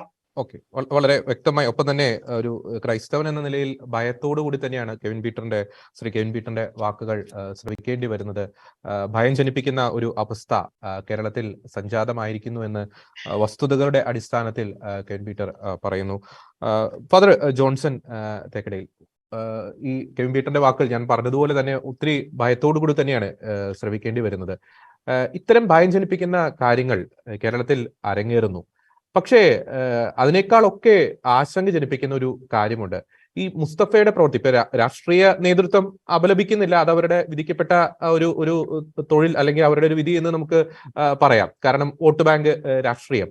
അതിനേക്കാളൊക്കെ ഉപരി ഈ മുസ്തഫയുടെ സമുദായ നേതൃത്വങ്ങളുടെ ഭാഗത്തു നിന്ന് അല്ലെങ്കിൽ അവിടുത്തെ ഉന്നതരായിട്ടുള്ള വ്യക്തികളുടെ ഭാഗത്തു നിന്ന് ആ ഒരു പ്രവൃത്തി ശരിയല്ല, അത് അപലപിക്കേണ്ടിയിരിക്കുന്നു എന്നൊരു വാക്കൊന്നും ഒരാൾ പോലും ഇതുവരെ ഉരിയാടിയതായിട്ട് നമുക്ക് അറിയത്തില്ല. പ്രത്യേകിച്ച് മലപ്പുറത്തെ പ്രമുഖ മതേതരത്തിന്റെ വലിയ സങ്കല്പങ്ങൾ എന്ന രീതിയിൽ മാധ്യമങ്ങളൊക്കെ ഉയർത്തിക്കാട്ടുന്ന പ്രമുഖ തറവാട്ടിൽ നിന്ന് പോലും ഒരു തരത്തിലുള്ള അപലപിക്കുന്ന രീതിയിലുള്ള പ്രസ്താവനകളൊന്നും വരുന്നില്ല. എന്തുകൊണ്ടാണ് അങ്ങനെ സംഭവിക്കുന്നത് ഫാദർ ജോൺസൺ തേക്കടി? ജോർജി, ഞാനും ആ കാര്യത്തെക്കുറിച്ച് വളരെ ആശങ്കാകുലനാണ്. പ്രത്യേകിച്ച് മതേതരത്വത്തിന്റെ കാഴ്ചപ്പാടിൽ നിൽക്കുന്ന ഒരു പാർട്ടിയുടെ സമുന്നതരായിട്ടുള്ള നേതാവും മതത്തിന്റെ വാക്താവും ഒക്കെ ആയിരിക്കുന്ന ആളുകൾ ഇതിനെ കണ്ടില്ല കേട്ടില്ല എന്ന് നടിക്കുകയോ അല്ലെങ്കിൽ അതിനെ സാരമില്ല എന്ന് തലോടുകയോ ചെയ്യുന്ന ഒരു സന്ദർഭത്തിലൂടെയാണ് നമ്മളിപ്പോൾ കടക്കുന്നത്. വളരെ ചിന്തനീയമാണ് എന്തുകൊണ്ട് അവർ അപലപിക്കുന്നില്ല എന്നുള്ളത്. കാരണം ഏത് വിധത്തിൽ അപലപിക്കാൻ കഴിയും? എല്ലാ ദിവസവും നിസ്കരിക്കുമ്പോൾ വഴിപിഴച്ചവരെന്ന് നമ്മളെ വിളിക്കുന്ന ആ ഒരു വിഭാഗം അവരെ മുട്ടുകുത്തി നിസ്കരിക്കുന്ന സമയത്ത് നമ്മളെ കാണുന്നത് കൊല്ലപ്പെടേണ്ടുന്നവരാണ്, നമ്മളെ ഹനിക്കപ്പെടേണ്ടുന്നവരാണ്, നമ്മൾ തിരസ്കരിക്കപ്പെടേണ്ടുന്നവരാണ്, നമ്മൾ കത്തിക്കപ്പെടേണ്ടുന്നവരാണെന്ന് ചിന്തിക്കുന്നവരാണ്. അപ്പൊ അങ്ങനെയുള്ള ഒരു സമൂഹത്തിൽ നിന്ന് നമുക്കത് പ്രതീക്ഷിക്കാൻ പറ്റുമോ ജോർജ്? അതായത് ഈ ഒരു നിശബ്ദത, ഇത്തരം പ്രവർത്തികളെ ഈ നിശബ്ദത പാലിക്കുന്നവർ അംഗീകരിക്കുന്നു എന്നതിന്റെ ഒരു സൂചന കൂടിയല്ലേ? തീർച്ചയായിട്ടും. നമ്മള് ഒരു കാര്യം ഓർക്കണം. ഇവിടെ അഭിമന്യ ബാലാപിതാവ് അന്നൊരു വാസ്തവമായിട്ടുള്ള കാര്യം പറഞ്ഞപ്പോൾ അതിനെ ക്രൈസ്തവർ അപലപിക്കണമെന്ന് പറഞ്ഞ് എന്നോട് തന്നെ നേരിട്ട് പലരും പറഞ്ഞിട്ടുണ്ട്. ഞാൻ പക്ഷേ ബാലാപിതാവിനെ കാണാൻ പോയതും അവിടെ നടത്തിയ പത്രസമ്മേളനവും അതൊക്കെ അവരെ ചൊടിപ്പിക്കുകയായിരുന്നു. പിന്നീട് വളരെ ചൊടിപ്പിക്കുകയൊക്കെ ചെയ്തു. എങ്കിലും ഒരു കാര്യം ഞാൻ പറയാം, അങ്ങനെ പറഞ്ഞതായിട്ടുള്ള ആളുകള് അവരുടെ ഭാഗത്തു നിന്ന് ബാലാപിതാവ് വസ്തുതകളെ നിരത്തിക്കൊണ്ടാണ് പറഞ്ഞത്. അതിന് തെളിയിക്കപ്പെട്ടുകൊണ്ടിരിക്കുന്നതാണ്. ഇപ്പൊ നമുക്കറിയാമല്ലോ, അതിന്റെ നല്ലൊരു ഉദാഹരണമല്ലേ ആലപ്പുഴയിലെ. ഇന്ന് എനിക്ക് തോന്നുന്നത് നിയമസഭയിൽ അതിനെക്കുറിച്ച് വലിയ വാഗ്വാദങ്ങളൊക്കെ നടന്നിട്ടുണ്ട്. മുഖ്യമന്ത്രി ചൂടായി. മുഖ്യമന്ത്രി ചൂടായി മാത്രമല്ല, അത് അവതരിപ്പിച്ചായിട്ടുള്ള ഡോക്ടർ മാത്യു കുരുനാടൻ വളരെ ഭംഗിയായിട്ട് ആ കാര്യങ്ങൾ പറയുകയുണ്ടായി, അല്ലെ? അത് നമ്മളെല്ലാം കേട്ടാണ്. സമൂഹം മുഴുവൻ ചർച്ച ചെയ്യേണ്ട കാര്യം തന്നെയാണ്. അപ്പം അതൊക്കെ യാഥാർത്ഥ്യങ്ങളായിരിക്കെ അത് അന്നേ പ്രവചന ശബ്ദം പോലെ ബാലാപിതാവെന്ന് പറഞ്ഞു, നമ്മളത് മനസ്സിലാക്കി. അന്ന് അത് അപലപിക്കണമെന്ന് പറഞ്ഞ ആളുകള് ഇന്ന് ഇത്രയും ഹീനമായ ഒരു സംഭവം ഉണ്ടായിട്ട് എന്തുകൊണ്ട് അപലപിക്കുന്നില്ല? കാരണം അവരുടെയൊക്കെ ഉള്ളിന്റെ ഉള്ളിൽ ഈ ഒരു ആശയം കെട്ടിക്കിടപ്പുണ്ട്. അത് ഈ മതേതരത്വ രാജ്യത്തിൽ പറയാൻ കഴിയുകയില്ല എന്നുള്ളതുകൊണ്ട് അടക്കി വിമിഷ്ടപ്പെട്ടിരിക്കുകയാണ്. അപ്പൊ ആരെങ്കിലും അങ്ങനെ ചെയ്യുന്നുണ്ടെങ്കിൽ അവരെ പിന്നെ ഒരു ലളിതവൽക്കരിക്കാൻ വേണ്ടിയിട്ടൊരു മുദ്ര കുത്തിയാൽ മതിയല്ലോ. മാനസിക രോഗിയാണെന്നോ അങ്ങനെ വല്ലതും പറഞ്ഞാൽ. ഇപ്പം കെവിൻ പീറ്റർ പറഞ്ഞതുപോലെ അദ്ദേഹത്തിന് അങ്ങനത്തെ യാതൊരു മാനസികാവസ്ഥ പ്രശ്നവും ഇല്ല എന്നുള്ള അദ്ദേഹം തന്നെ സാക്ഷ്യപ്പെടുത്തുന്നു. പക്ഷേ മറ്റുള്ളവർ പറയുന്നു ഉണ്ടെന്നുള്ളത്. അപ്പൊ ഏതാ നമ്മൾ വിശ്വസിക്കാൻ കഴിയുന്നത്? ഈ പറയുന്ന ആളുകൾക്കായിരിക്കും ആ പ്രശ്നമുള്ളത്.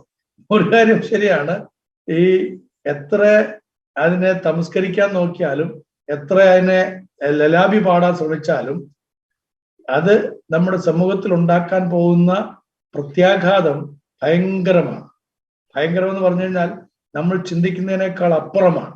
നമ്മൾ വിചാരിച്ചു ജോസഫ് മാഷയുടെ കൈവെട്ടിയതോടുകൂടെ ജനഹൃദയങ്ങളിൽ ഭയമുണ്ടാകുകയും അവര് ഇനിയും കഴിവെട്ടിയ ആളുകളടക്കം ഉള്ളവരെ ഭയപ്പെടുകയും ഇനി അങ്ങനെയൊന്നും സംഭവിക്കുകയില്ല, ഒരു മാനസാന്തരം വന്നു കാണും എന്നൊക്കെ നമ്മൾ തെറ്റിദ്ധരിച്ചു.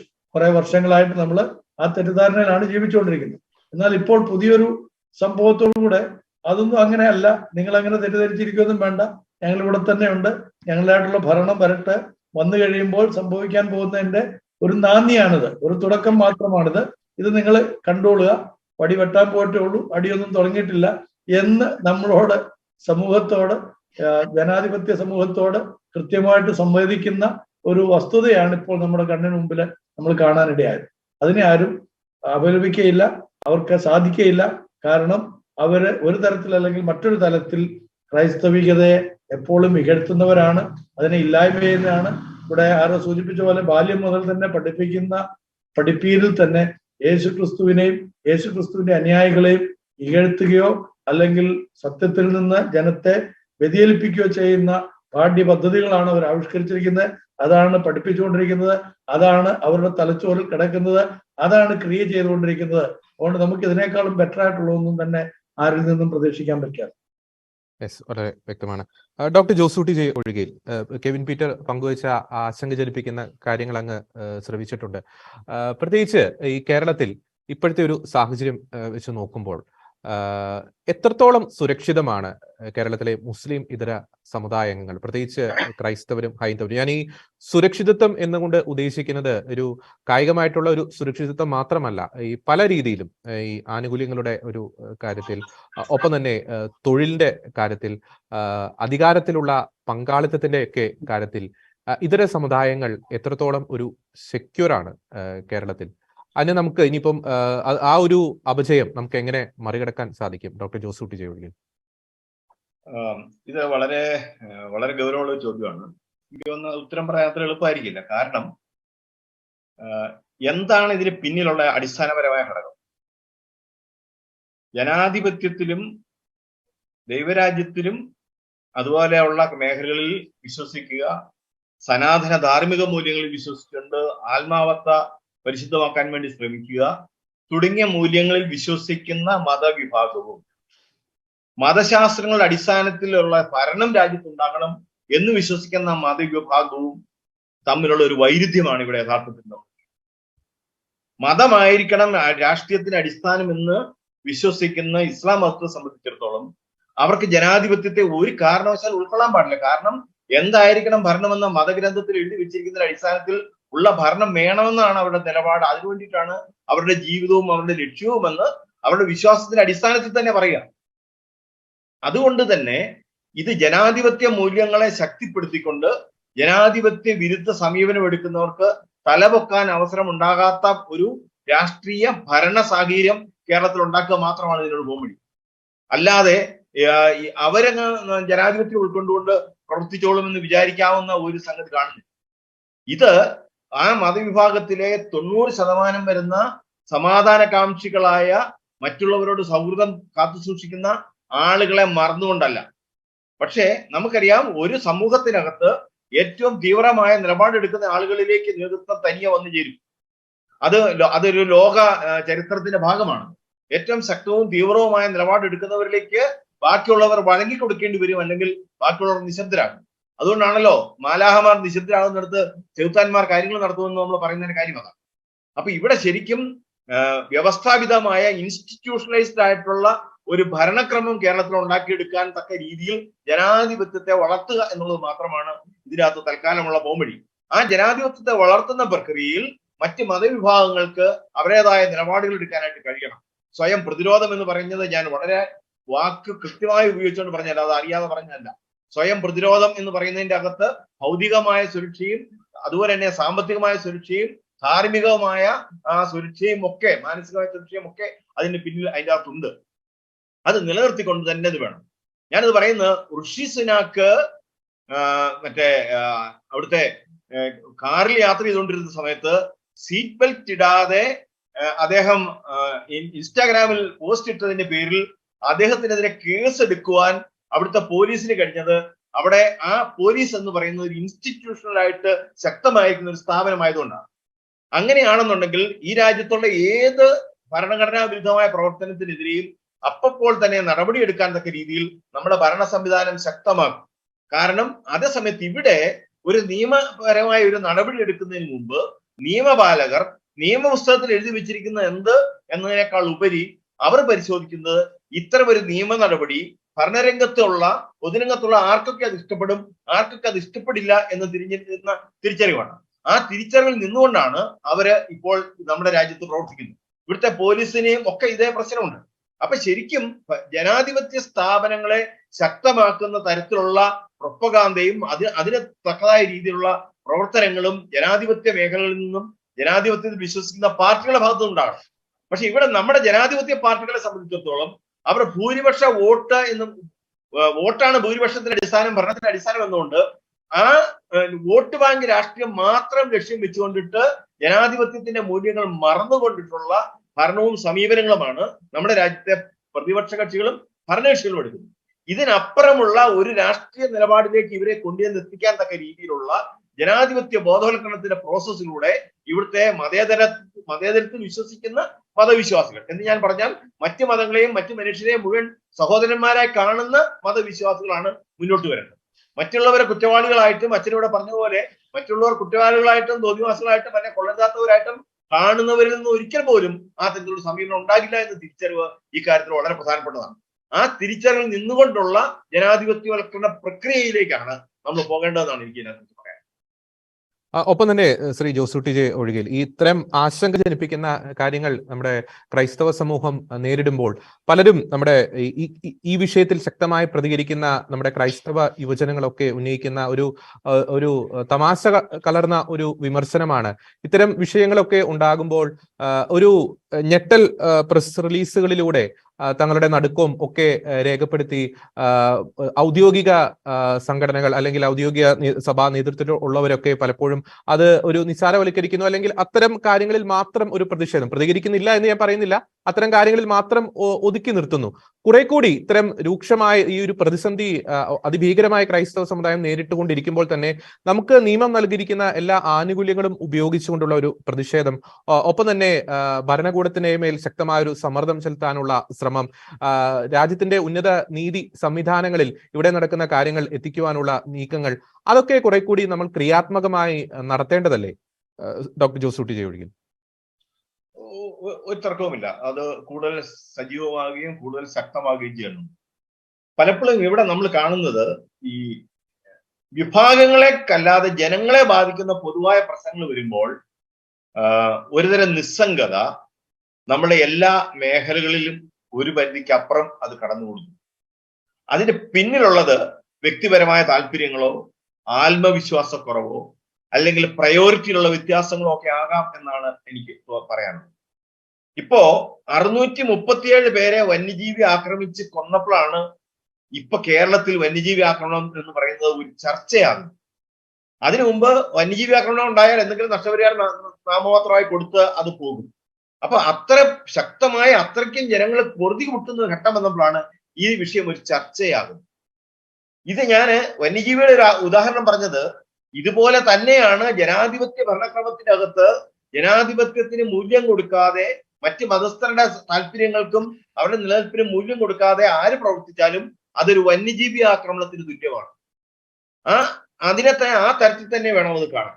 ആ ഒരു ബോധവൽക്കരണത്തിലേക്ക് വന്യജീവി വിഭാഗത്തിൽ പെടാത്തവരെല്ലാവരും കൂടെ ഒന്നിച്ചു വന്നെങ്കിൽ മാത്രമേ അത് ഫലപ്രദമായിട്ട് വരുള്ളൂ. ആ ഒരു ബോധവൽക്കരണ പ്രക്രിയയിലേക്കാണ് വാസ്തവത്തിൽ നമ്മുടെ സമൂഹം മുന്നോട്ട് പ്രതികരണങ്ങൾ ഉണ്ടാകുന്നത്. അത് നമ്മളെ അതെങ്ങനെ ബാധിക്കുമെന്ന കൃത്യമായ ഉൾക്കാഴ്ചയിൽ നിന്നാണ് ഒരു പ്രതികരണം ഉണ്ടാകുന്നത്. അല്ലാതെ വെറുതെ ഒരു പ്രതികരണം ആരുടെ ഭാഗത്തുനിന്നും ഉണ്ടാവില്ല. അപ്പൊ അങ്ങനെ ആ പ്രതികരണത്തിലേക്ക് ഉയരാൻ തക്ക രീതിയിൽ ജനങ്ങളിൽ ഈ പ്രശ്നത്തിന്റെ തീവ്രത എത്താൻ കഴിയണം. ആ തീവ്രത എത്തിക്കാൻ കഴിയുക എന്നുള്ളതാണ് നമ്മൾ അത് ലവ് ജിഹാദിന്റെ പ്രശ്നമാണെങ്കിലും അത് ഇതുപോലെയുള്ള മറ്റ് വിഷയങ്ങളുടെ പ്രശ്നങ്ങളാണെങ്കിലും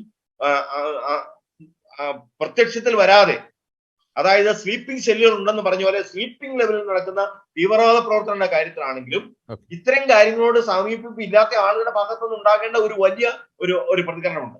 ആ പ്രതികരണത്തിലേക്ക് എത്താൻ അവരെ പ്രാപ്തരാക്കുന്ന തരത്തിലുള്ള ഇത്തരം വിഷയങ്ങളെ സംബന്ധിക്കുന്ന ബോധവൽക്കരണങ്ങളാണ് യഥാർത്ഥത്തിൽ നടന്നുകൊണ്ടിരിക്കുന്നത്. ഞാൻ പറഞ്ഞാൽ ഈ ഡിബേറ്റ് ഉൾപ്പെടെയുള്ളത് ആ തരത്തിലുള്ള ഒരു ബോധവൽക്കരണത്തിന്റെ ഭാഗമായിട്ട് വേണമെങ്കിൽ കണക്കാക്കാമെന്നാണ് എനിക്ക് തോന്നുന്നത്. ശ്രീ കെവിൻ പീറ്റർ, നമ്മൾ ഈ രാഷ്ട്രീയ നേതൃത്വത്തിന്റെ ഒരു മൗനം ചർച്ച ചെയ്തു. ഒപ്പം തന്നെ ആശങ്ക ജനിപ്പിക്കുന്ന ഒരു കാര്യമല്ലേ ഈ ഗ്രീൻ മീഡിയ സിൻഡിക്കേറ്റ് എന്നൊക്കെ പറയുന്ന രീതിയിൽ ഈ മാധ്യമ മേഖലയിൽ കടന്നു വന്നിരിക്കുന്ന ഈ തീവ്രവാദ സ്വഭാവമുള്ളവരുടെ ഒരു സ്വാധീനം. പ്രത്യേകിച്ച് ഈ ദിവസങ്ങളിൽ പുറത്തു വന്ന വാർത്തയാണ് 6ഓളം മാധ്യമ പ്രവർത്തകരെ NIA ചോദ്യം ചെയ്തു എന്നത്. ഒരു ജനാധിപത്യ രാജ്യത്തെ സംബന്ധിച്ചിടത്തോളം ആ ഒരു വാർത്ത വളരെയധികം ആശങ്ക ജനിപ്പിക്കുന്നതാണ്. ഈ രാജ്യത്ത് ജനങ്ങൾക്ക് വാർത്തകൾ അറിയാനുള്ള സംവിധാനം ഇവിടുത്തെ പ്രമുഖ മാധ്യമങ്ങൾ തന്നെയാണ്, മാധ്യമങ്ങളും പത്രങ്ങളും തന്നെയാണ്. അപ്പോൾ ഇതിന്റെ ഒരു അർത്ഥം ഇത്തരക്കാർ ചാനൽ ചർച്ചകളിലും ഒക്കെ വന്നിരുന്ന് പറയുന്നത് ഈ തീവ്രവാദ സ്വഭാവമുള്ളവരുടെ ഒരു ഐഡിയോളജി തന്നെയായിരുന്നില്ലേ? മാത്രമല്ല അത്തരം ഐഡിയോളജി അവർ ചർച്ചകളിൽ പറയുന്നു. ഒപ്പം തന്നെ അവസരം കിട്ടുമ്പോഴൊക്കെ ക്രൈസ്തവ സമുദായത്തെ കരിവാരി തേക്കുവാൻ അവർ അവസരം ഉപയോഗിക്കുന്നു. ഈ ഒരു സന്യാസ സഭയിൽ നിന്ന് പുറത്താക്കപ്പെട്ട മുൻ സന്യാസിനിയുടെ സത്യാഗ്രഹം ലൈവായി കാണിക്കാൻ ഓബിവാനുമായി അവർ ആളുകളെ വിടുന്നു. എന്നാൽ ക്രൈസ്തവ സഭ ചെയ്യുന്ന ഒരു നന്മ കാണിക്കുവാൻ, ജനങ്ങളിലേക്ക് എത്തിക്കുവാനുള്ള ഒരു ആ കാണിക്കുന്ന ഒരു ശുഷ്കാന്തി ആ വിഷയത്തിൽ അവർ കാണിക്കുന്നില്ല. ഒപ്പം തന്നെ പല കേസുകളിലും, ഇപ്പൊ ഫ്രാങ്കോ പിതാവിന്റെ കേസായിക്കോട്ടെ, അഭയ കേസായിക്കോട്ടെ, സത്യം തെളിഞ്ഞപ്പോൾ അത് ഇതായിരുന്നു സത്യം, ഞങ്ങൾ അന്ന് പറഞ്ഞത് തെറ്റാണെന്ന് പറയാനുള്ള ഒരു ആർജവം, ഒരു ധൈര്യം, ഒരു ധീരത ഇവർ കാണിക്കുന്നില്ല. അതുകൊണ്ട് തന്നെ ഈ മാധ്യമ മേഖലയിൽ പിടിമുറുക്കിയിരിക്കുന്ന ഒരു തീവ്രവാദ സ്വഭാവമുള്ളവരുടെ ഒരു സാന്നിധ്യം അല്ലെങ്കിൽ അവരുടെ ഒരു സ്വാധീനവും വളരെ ആശങ്ക ജനിപ്പിക്കുന്നതല്ലേ ശ്രീ കെ വി പീറ്റർ? ശരിക്കും ഭാരതത്തിലെ മൊത്തം ചാനലുകൾ എടുത്തു നോക്കിയാൽ, സംസ്ഥാനങ്ങൾ ഭാഷകളുമായിട്ട് കൂട്ടിച്ചേർത്ത് നോക്കിയാൽ, ഈ കൊച്ചു കേരളത്തിൽ നിന്നാണ് ഏറ്റവും അധികം ന്യൂസ് ചാനലുകൾ ഉള്ളത്. എന്നാൽ ഏറ്റവും അധികം ഭാഷ ഹിന്ദി ഭാഷയാണ്, അത് കേൾക്കുന്നവരാണ് കൂടുതൽ സംസ്ഥാനങ്ങളെങ്കിൽ തന്നെയും ഏറ്റവും അധികം ന്യൂസ് ചാനലുകൾ ഉള്ളത്, എന്റർടൈൻമെന്റ് ചാനലുകൾ ഉള്ളത് ഈ കേരളത്തിലാണ്. അതുപോലെ തന്നെ ഏറ്റവും ദേശവിരുദ്ധരായിട്ടുള്ള മാധ്യമ പ്രവർത്തകരുള്ളതും ഇപ്പോൾ ഈ കൊച്ചു കേരളമായി മാറിയിരിക്കുന്നു. അതിന്റെ ഉത്തമ ഉദാഹരണം തന്നെയല്ലേ ഈ ബൈബിൾ കത്തിച്ച സംഭവം. മറിച്ച് ഇവിടെ ഖുറാനാണ് കത്തിക്കേണ്ട, അതിന്റെ മറ്റു മതസ്ഥരെ, കാഫറുകൾക്ക് വിരുദ്ധമായിട്ട് അതിനകത്ത് എഴുതി വെച്ചിരിക്കുന്ന പേജുകൾ കീറി മാറ്റുകയാണെങ്കിൽ, മുസ്തഫയുടെ സ്ഥാനത്ത് വേറൊരു രാജേഷോ ഒരു സെബാസ്റ്റ്യനോ ആണ് നടത്തിയിരുന്നെങ്കിൽ എന്തായിരുന്നു ഇവിടെ സംഭവിക്കുക? ഇന്നിവിടെ ഹർത്താലായിരിക്കും, കേരളം കത്തും, അല്ലേ? അപ്പോൾ ഈ ഒരു വിഷയത്തിൽ ഇവിടുത്തെ മുഖ്യധാരാ മാധ്യമങ്ങൾ എടുത്ത നിലപാട് നോക്കിയാൽ മതി ഇവിടെ ഗ്രീൻ സിൻഡിക്കേറ്റ് ഉണ്ട് എന്നുള്ളത്. അത് നമ്മൾ എന്ത് പ്രാധാന്യമാണ് അവർ കൊടുത്തത്? ഏതെങ്കിലും ഒരു അന്തിച്ചർച്ച ഉണ്ടായോ? ഏതെങ്കിലും ഒരു വിഷയത്തിലെ ഒരു ചർച്ച അവർ സംഘടിപ്പിച്ചോ? അല്ലെങ്കിൽ എന്തെങ്കിലും ഈ വിഷയത്തിലൊരു, ഇപ്പം ഷക്കീന ടെലിവിഷൻ അല്ലാതെ വേറെ ഏതെങ്കിലും ഒരു മാധ്യമം ഈ ഒരു വിഷയത്തിൽ വാർത്ത പോലും വന്നില്ല ശ്രീ കെ വി പീറ്റർ? തീർച്ചയായിട്ടും. അതേ സ്ഥാനത്ത് മറ്റേതെങ്കിലും ഒരു മതഗ്രന്ഥമായിരുന്നെങ്കിൽ തീർച്ചയായിട്ടും ഇവിടെ പ്രശ്നങ്ങൾ ഉണ്ടാകുമായിരുന്നു. ഇവിടെ നമ്മൾ കാണേണ്ട മറ്റൊരു കാര്യം, ഇപ്പോൾ നമ്മൾ ജോസഫ് മാഷിന്റെ കൈവെട്ടിയ കാര്യം നമ്മൾ ഇവിടെ ചർച്ച ചെയ്തു. അതിൽ പ്രതിയായിരുന്ന വ്യക്തി തുടർന്നുണ്ടായ തെരഞ്ഞെടുപ്പിൽ, പഞ്ചായത്ത് തെരഞ്ഞെടുപ്പിൽ വാഴക്കുളം പഞ്ചായത്തിലെ 7-ാം വാർഡിൽ നിന്നും മത്സരിക്കുകയുണ്ടായി. അദ്ദേഹം ജയിലിൽ നിന്നാണ് മത്സരിച്ചത്. അദ്ദേഹം ബഹുഭൂരിപക്ഷത്തിലാണ്, 3-2 ഭൂരിപക്ഷത്തിലാണ് അദ്ദേഹം അവിടെ നിന്നും ജയിച്ചു കയറിയത്. നമ്മൾ കരുതി അവരെ ആ സമുദായം പുറന്തള്ളുവന്നു. പക്ഷേ ആ സമുദായത്തിലെ അത്രയധികം ഭൂരിപക്ഷം കൊടുത്തത് വെറും എല്ലാം തീവ്രവാദികളാണോ? അല്ല, അതിൽ സാധാരണക്കാരുണ്ട്. ഇവർക്ക് നാളെ ഒരു വിഷയമുണ്ടായാൽ, കാശ്മീരി ഫയൽസ് എന്ന സിനിമയിൽ നമ്മൾ കണ്ടതുപോലെ കുഴിയിലേക്ക് വെടിവെച്ചിടുമ്പോൾ അയൽക്കാർക്കൊക്കെ നിസ്സംഗരായി നോക്കി നിൽക്കാമെന്നുള്ളതല്ലാതെ ഒന്നും ചെയ്യാനാവില്ല എന്ന് പറഞ്ഞതുപോലെ ഇവിടെ ഒരു ഇഷ്യൂ ഉണ്ടാകുമ്പോൾ സമാധാനപ്രിയരായ നല്ലവരായ മുസ്ലിം സഹോദരന്മാർക്ക് ഒന്നും ചെയ്യാൻ കഴിയാത്ത രീതിയിൽ അവർക്ക് നിശബ്ദരാകേണ്ടി വരും. അപ്പോൾ നമ്മൾ ഇനി ചെയ്യേണ്ടത്, എന്റെ സഭ, എന്റെ റീത്ത്, എന്റെ സംഘടന, എന്റെ രാഷ്ട്രീയം, എന്റെ കാര്യം എന്നുള്ളത് മാറ്റിവെച്ച് ഒന്നിച്ച് നിന്നുകൊണ്ട് നമ്മൾക്ക് ഇവരെ നിയന്ത്രിക്കാൻ, ഇവർക്ക് ഒരു മുന്നറിയിപ്പ് കൊടുക്കാൻ കഴിഞ്ഞില്ല എങ്കിൽ വരുന്ന ആളുകൾ വളരെ ബുദ്ധിമുട്ടുള്ളതായിരിക്കും. കാരണം പോപ്പുലർ ഫ്രണ്ടിന്റെ നിരോധനത്തിന് ശേഷം KN ഷാജി അവരെ ഇതിലേക്ക് ഇൻവൈറ്റ് ചെയ്യുന്നത് നമ്മൾ കണ്ടു. അദ്ദേഹത്തെ മുസ്ലിം ലീഗിലേക്ക് അവരെ ചേരുവാനായിട്ട് ആഹ്വാനം ചെയ്യുന്നത് കണ്ടു. ഇപ്പോൾ കഴിഞ്ഞ ഒരു കാലയളവിൽ ലീഗിന്റെ തന്നെ ഒരു പ്രധാനപ്പെട്ട ഒരു നേതാവ് നമ്മുടെ ഈരാറ്റുപേട്ട ഭാഗത്ത് നിരവധി യോഗങ്ങളിൽ പങ്കെടുത്തു. അവിടെയൊക്കെ യൂത്ത് ലീഗിലേക്കും ലീഗിലേക്കും പഴയ പോപ്പുലർ ഫ്രണ്ട് പ്രവർത്തകരെ ആനയിക്കുകയാണ്. എന്താണ് അതിന്റെ കാരണം? നിങ്ങൾ നിരാശരായി, നിങ്ങൾ മറ്റു മാർഗങ്ങളിലേക്ക് പോകാതെ ഞങ്ങൾക്കൊപ്പം നിൽക്കൂ. ഇസ്ലാമിക സമുദായത്തിന് ബഹുഭൂരിപക്ഷം വരുന്ന ഒരു ഗവൺമെന്റ് ഇനി വരും. അതിനുവേണ്ടിയുള്ള കാര്യങ്ങളാണ് നമ്മൾ ചെയ്യാൻ പോകുന്നത്. അതുവരെ നിങ്ങൾ ഒന്നും ചെയ്യരുത്. ഞങ്ങൾക്കൊപ്പം സമാധാനപരമായി നിങ്ങൾക്ക് സുരക്ഷിതത്വം ഉണ്ടാവും. നിങ്ങൾ മനം മാറി ഞങ്ങൾക്കൊപ്പം വന്നിരിക്കുകയാണ്. അതുകൊണ്ട് നിങ്ങൾക്ക് ഞങ്ങളുടെ ഒരു സംരക്ഷണമുണ്ട്. നിങ്ങൾ മനം മാറ്റം വന്നവരാണെന്ന് ഞങ്ങൾക്ക് എടുത്ത് കാണിക്കാൻ സാധിക്കും. അതുവരെ നിങ്ങൾ സേഫാണ് എന്ന് ഓഫർ കൊടുത്തുകൊണ്ടാണ് അവരെ ഈ പല രാഷ്ട്രീയ പ്രസ്ഥാനങ്ങളും ഇപ്പോൾ ഒപ്പം നിർത്തിയിരിക്കുന്നത്. അവരുടെ അടുത്ത ലക്ഷ്യം എന്ന് പറയുന്നത് ഇവിടെ ഇസ്ലാമിക സമുദായം, മുസ്ലിം സമുദായത്തിന് നല്ല ഭൂരിപക്ഷമുള്ള അവർ നിയന്ത്രിക്കുന്ന ഒരു ഗവൺമെന്റിനെ കൊണ്ടുവരിക എന്നുള്ളതാണ് അവരുടെ ലക്ഷ്യം. അതാണ് ഇനി അവരുടെ ലക്ഷ്യം. ഇനി അവർക്ക് അതിലൂടെ കാര്യങ്ങൾ മുന്നോട്ട് കൊണ്ടുപോകാൻ സാധിക്കുള്ളൂ. അപ്പൊ അതുകൊണ്ട് തന്നെ അത് മുൻകൂട്ടി കണ്ടുകൊണ്ട് ക്രിസ്ത്യൻ സമുദായത്തിന് വേണ്ട രീതിയിൽ ബുദ്ധിപൂർവ്വം പ്രവർത്തിക്കാൻ കഴിയണം. കഴിഞ്ഞില്ല എങ്കിൽ നമ്മൾ ഈ കാണിക്കുന്ന ഈ നമ്മുടെ ഒരു ചരിത്രത്തിലെ ഏറ്റവും വലിയ ഒരു മണ്ടത്തരമായിരിക്കും അത്.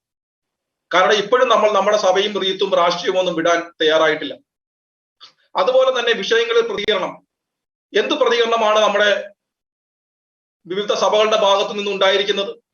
അതോ ആരുപയോഗിക്കുന്ന ബൈബിളാണെന്ന് തപ്പിയിട്ടാണോ പ്രതികരിക്കാത്തത്? KCVCയുടെ ഒരു പ്രതികരണം വന്നു, കുറച്ച് വൈദികർ പ്രതികരിച്ചിരിക്കുന്നു, ആൻഡ്രൂസ് താഴത്തെ പിതാവ് പ്രതികരിച്ചിരിക്കുന്നു. വേറെ ഏതൊക്കെ ഭാഗത്തു നിന്നാണ് പ്രതികരണം ഉണ്ടായത്? എന്തിന് കലോത്സവത്തിൽ വിളമ്പുന്ന ഭക്ഷണത്തിന്റെ പേരിൽ വരെ ഇവിടെ ഒരു തിരുവേണി അഭിപ്രായം പറഞ്ഞില്ലേ? ലവ് ജിഹാദ് വിഷയത്തിൽ അഭിപ്രായം പറഞ്ഞില്ലേ? 80-20 വിഷയത്തിൽ അഭിപ്രായം പറഞ്ഞില്ലേ? എന്തൊക്കെ വിഷയങ്ങളിൽ ആവശ്യമില്ലാതെ കയറി തലയിട്ട് അഭിപ്രായം പറഞ്ഞ് മറ്റു മതസ്ഥരെ വായിരിക്കുന്ന കേട്ടിട്ടില്ലേ? സ്വന്തം വേദപുസ്തകം കൈവച്ച് കത്തിച്ചപ്പോൾ 3 ദിവസമായിട്ട് ഇവരുടെയൊക്കെ വാ തുറന്നിട്ടുണ്ടോ? അപ്പോൾ നമ്മൾ ഈ വിഷയത്തിൽ മറ്റു വിഷയങ്ങൾ പോലെ നിസ്സംഗത പാലിക്കാതെ ക്രിസ്ത്യൻ സമുദായം ഒറ്റക്കെട്ടായി നിന്നുകൊണ്ട് ഈ ബൈബിൾ കത്തിച്ച മുസ്തഫയുടെ ആ ഒരു മനോരോഗത്തിന്, ക്രിസ്ത്യൻ സമുദായത്തിന്റെ വിശ്വാസങ്ങളെ മാത്രം തെരഞ്ഞു പിടിച്ച് അവഹേളിക്കുന്ന, അതിനെ ഇല്ലാതാക്കാൻ ശ്രമിക്കുന്ന മുസ്തഫമാരുടെ മനോരോഗത്തിനെതിരെ ശക്തമായി പ്രതിഷേധിക്കേണ്ടതും പ്രവർത്തിക്കേണ്ടതും ആവശ്യമാണ്. എന്നാൽ മാത്രമേ ഈ മണ്ണിൽ നമുക്ക് നമ്മുടെ വിശ്വാസങ്ങളെ മുറുകെ പിടിച്ചുകൊണ്ട് അത് നിലനിർത്തിക്കൊണ്ടുപോകാൻ നമുക്ക് സാധിക്കുകയുള്ളൂ. അതുകൊണ്ട് തന്നെ ഈ കാലം അത്രയും നമ്മൾ എങ്ങനെയൊക്കെ ജീവിച്ചോ, എങ്ങനെയൊക്കെയുള്ള നിലപാടുകൾ പുലർത്തി വന്നോ, അതിൽ നിന്നെല്ലാം ഈ വിഷയത്തിലെങ്കിലും ഒരു പുനർചിന്തനം നടത്തി നിലപാടെടുക്കുവാൻ വിവിധ സഭാ നേതൃത്വങ്ങൾ, വിവിധ സഭാ സംഘടനകൾ, ഇതര സംഘടനകൾ എല്ലാവരും ഒറ്റക്കെട്ടായി മുന്നോട്ട് വരണമെന്നാണ് എനിക്ക് പറയാനുള്ളത്. ഓക്കെ, യെസ്, നമ്മുടെ ചർച്ചയുടെ ഏറ്റവും ലാസ്റ്റ് പോയിന്റിലേക്ക് വരുമ്പോൾ ഫാദർ ജോൺസൺ തേക്കടി, നമുക്കറിയാം ഈ ക്രൈസ്തവ സമുദായം ഒരു പാരമ്പര്യം വെച്ച് നോക്കുമ്പോൾ ഒരു സർക്കാരിനെ തന്നെ താഴെ ഇറക്കിയ ചരിത്രമാണ് ക്രൈസ്തവ സമുദായത്തിനുള്ളത്. മറ്റ് സമുദായം നമ്മുടെ ഒപ്പം ഉണ്ടായിരുന്നു, പ്രത്യേകിച്ച് വിമോചന സമരം പോലുള്ള കാര്യങ്ങൾ. അത്തരത്തിലുള്ള ഒരു പാരമ്പര്യമുള്ള സഭയാണ് നമ്മുടെ കേരളത്തിലെ കത്തോലിക്ക സഭ. നമ്മൾ ഇത്രയും നേരം ചർച്ച ചെയ്തു, ഈ ഒരു ദാരുണ സംഭവം അരങ്ങേറിയിട്ടും രാഷ്ട്രീയ നേതൃത്വമോ പ്രമുഖ മാധ്യമങ്ങളോ അല്ലെങ്കിൽ സാംസ്കാരിക നായകരോ ഒന്നും പ്രതികരിച്ചില്ല. ഇനി നമുക്ക് ഇതിന്റെ ഒരു സൊല്യൂഷൻ എന്താണ്? ഇവരെ കൃത്യമായി ഒരു പ്രതികരിക്കുവാൻ, ഇത്തരം വിഷയങ്ങളിൽ ഒരു പ്രതികരണം നടത്തുവാൻ, അത് പൊതുസമൂഹത്തിൽ കൂടുതൽ ചർച്ചയാകുവാൻ എന്തൊക്കെ കാര്യങ്ങളാണ് നാം ഇനി ചെയ്യേണ്ടത് ഫാദർ ജോൺസൺ? ഇത് ഒരു കാര്യം നമ്മളെ കൃത്യമായിട്ട് മനസ്സിലാക്കിയാൽ ഇതിനകത്തെ പ്രധാനികൾക്കെല്ലാം അറിയാം, നമ്മളുടെ വോയിസ് എന്ന് പറയുന്നത് എപ്പോഴും മൈൽഡാണ്. നമ്മൾ മൈൽഡ് ആയിരിക്കണം. കാരണം സമാധാനപ്രിയരാണ് നമ്മൾ. സമാധാനം ഉണ്ടാക്കുന്നവർ ഭാഗ്യവാന്മാർ, അവർ ദൈവത്തിന്റെ മക്കളെന്ന് വിളിക്കപ്പെടുമെന്ന് തിരുവചനം നമ്മളെ ഓർപ്പിക്കുന്നുണ്ട്. എന്നാൽ സമാധാനം എന്ന് പറയുന്നത് പ്രതികരിക്കാതിരിക്കുന്നതല്ല. പലപ്പോഴും ആളുകൾ ധരിച്ചു വെച്ചിരിക്കുന്ന സമാധാനം എന്ന് പറയുന്നത് നമ്മുടെ വായ് മൂടിക്കെട്ടുന്നതാണ്. അല്ല, സമാധാനം എന്ന് പറയുന്നത് കൃത്യമായ കാര്യങ്ങൾ അവതരിപ്പിക്കുക എന്നുള്ളതാണ്. ഇത് എനിക്ക് തോന്നുന്നത് ഏറ്റവും ഭംഗിയായ രീതിയിൽ നമ്മുടെ പൊതുസമൂഹത്തോട്, നമ്മുടെ രാഷ്ട്രീയ കേരളത്തോട് നമുക്ക് സംവേദിക്കാനുള്ള ഒരു അവസരമായിട്ട് എല്ലാ ക്രൈസ്തവ നേതൃത്വ നിരയിൽ നിൽക്കുന്നവരും, അതുപോലെ തന്നെ ക്രൈസ്തവ വിശ്വാസികളും മറ്റ് മതേതര വിശ്വാസികളും, ഇതര ദൈവത്തിൽ വിശ്വസിക്കുന്നവരോ അല്ലാത്തവരോ ആയിട്ടുള്ള എല്ലാവരും ഒരുമിച്ച് വരേണ്ടുന്ന ഒരു സന്ദർഭമാണിത്. അത് എനിക്ക് തോന്നുന്നത് സാധ്യമാണെങ്കിൽ നമുക്ക് തിരുവനന്തപുരത്ത് എത്രയും വേഗത്തിൽ ഒരു സമ്മേളനം വിളിച്ചു കൂട്ടുകയും ആ സമ്മേളനത്തിൽ വെച്ച് ബൈബിൾ കത്തിക്കേണ്ടതാണോ അഥവാ ബൈബിൾ നമ്മുടെ ലൈഫിലുണ്ടാക്കിയ അല്ലെങ്കിൽ നമ്മുടെ രാജ്യത്തിലുണ്ടാക്കിയ മാറ്റങ്ങൾ എന്തൊക്കെ എന്നുള്ള വിഷയത്തെക്കുറിച്ച് ചർച്ച ചെയ്യപ്പെടുമ്പോഴാണ് ഇത്തരം ബൈബിൾ വിരോധികളായിട്ടുള്ള ആളുകളുടെ മനസ്സിന് തന്നെ ഒരു മാറ്റം ഉണ്ടാക്കാൻ കഴിയുന്നത്. അല്ലെങ്കിൽ അവർ ധരിച്ചു വെച്ചിരിക്കുന്നതാണ് ബൈബിൾ എന്ന് പറയുന്നത് കത്തിക്കേണ്ടുന്ന ഒരു സാധനമാണ്. കാരണം അതിനെ ഈ കത്തിച്ചതിന് അദ്ദേഹം പറഞ്ഞ ന്യായം നിങ്ങൾ ശ്രദ്ധിച്ചോ എന്ന് എനിക്ക് അറിഞ്ഞുകൂടാ. അദ്ദേഹം പറഞ്ഞ ഡെൻമാർക്കിലും കണ്ടോ കാർട്ടൂൺ വരച്ചെന്നുള്ളതാണ്. ഖുറാൻ കത്തിച്ചതിന്റെ പേരിൽ അല്ല, അവിടെ അതാണ് അച്ഛൻ അതിന്റെ ഒരു പ്രധാന പ്രശ്നം. പ്രതികാരമാണ്. അതാണ് നമ്മൾ ഭയക്കേണ്ട ഒരു കാര്യം എന്ന് പറയുന്നത്, പ്രതികാരം. ആ പ്രതികാരം എന്ന് പറയുന്നത് അവിടെ ഒരു സായിപ്പ് നടത്തിയതിന്റെ ഒരു പ്രതികാരമാണ്. ഇതുപോലെ തന്നെ അളമുട്ടിയാൽ ചേര കടിക്കും എന്ന് പറയുന്നത് പോലെ ഗത്യന്തരമില്ലാതെ തന്റെ നികുതി പണത്തിൽ നിന്നും അഭയാർത്ഥികളായി കയറി വന്നവരെ തീറ്റിപ്പോറ്റി വളർത്തി വലുതാക്കി അവർ പ്രസവിച്ച് വലിയൊരു സമൂഹമായി മാറിക്കഴിഞ്ഞപ്പോൾ അവരുടെ സ്വസ്ഥതയും സമാധാനവും ഇല്ലാതാക്കുന്നത് കണ്ട് ഗത്യന്തരമില്ലാതെ അവിടുത്തെ സായിപ്പ് തിരിച്ചടിക്കുമ്പോൾ ഈ പറയുന്ന സായിപ്പ് ഏതെങ്കിലും ഇസ്ലാമിക തീവ്രവാദികളെ വെടിവെച്ച് കൊല്ലുകയോ ബോംബിട്ട് കൊല്ലുകയോ ചെയ്തു കഴിഞ്ഞാൽ അതിന്റെ പ്രതികാരമായിട്ട് ഈ മുസ്തഫാമാർ നാളെ കൊലക്കത്തിയുമായിട്ട് ഇവിടെ ഇറങ്ങുന്നില്ല എന്ന് എന്താണ് ഉറപ്പ്? കാര്യം ഇവിടെ മുസ്തഫ നടത്തിയത് ഒരു പ്രതികാരമാണ്. ഈ പ്രതികാരം ഇന്നോ ഇന്നലെയോ തുടങ്ങിയതല്ല. തുർക്കിയിലെ ഖലീഫയെ, ഒരു മിനിറ്റ് ഞാനൊന്ന് ആടി തൊട്ടച്ചോ, തുർക്കിയിലെ ഖലീഫയെ ബ്രിട്ടൻ സ്ഥാനഭർഷണാക്കിയതിന്റെ പേരിലാണ് ഖിലാഫത്ത് പ്രസ്ഥാനം തുടങ്ങുകയും അതിന്റെ പേരിൽ മാപ്പിളലുകൾ നടത്തി ആയിരക്കണക്കിന് നിരപരാധികളെ കൊന്നൊടുക്കുകയും ചെയ്തത്. ഏറ്റവും അവസാനം കാശ്മീരിൽ ആസിഫ എന്ന് പറയുന്ന ഒരു പെൺകുട്ടിയെ കൊലപ്പെടുത്തിയതിന്റെ പേരിലാണ് ഇവിടെ ബേക്കറിലുകൾ നടത്തുകയും ഹിന്ദുക്കളുടെ വാഹനങ്ങളും കടകളും വീടുകളും തെരഞ്ഞുപിടിച്ച് ആക്രമിക്കുകയും ചെയ്തത്. അപ്പോൾ മറ്റു രാജ്യങ്ങളിൽ നടക്കുന്ന കാര്യങ്ങളെ ചൊല്ലിയുള്ള, മറ്റു ദേശങ്ങളിൽ നടക്കുന്ന കാര്യങ്ങളെ ചൊല്ലിയുള്ള പ്രതികാര നടപടികൾ ഇവിടെ നടത്തുക ഇത് ഒത്തുചെയ്യൊന്നുമല്ല. അപ്പോൾ നമ്മൾ ശരിക്കും ഇതിനെ ഭയക്കേണ്ടതുണ്ട്, ഇതിനെതിരെ പ്രതികരിക്കേണ്ടതുണ്ട്.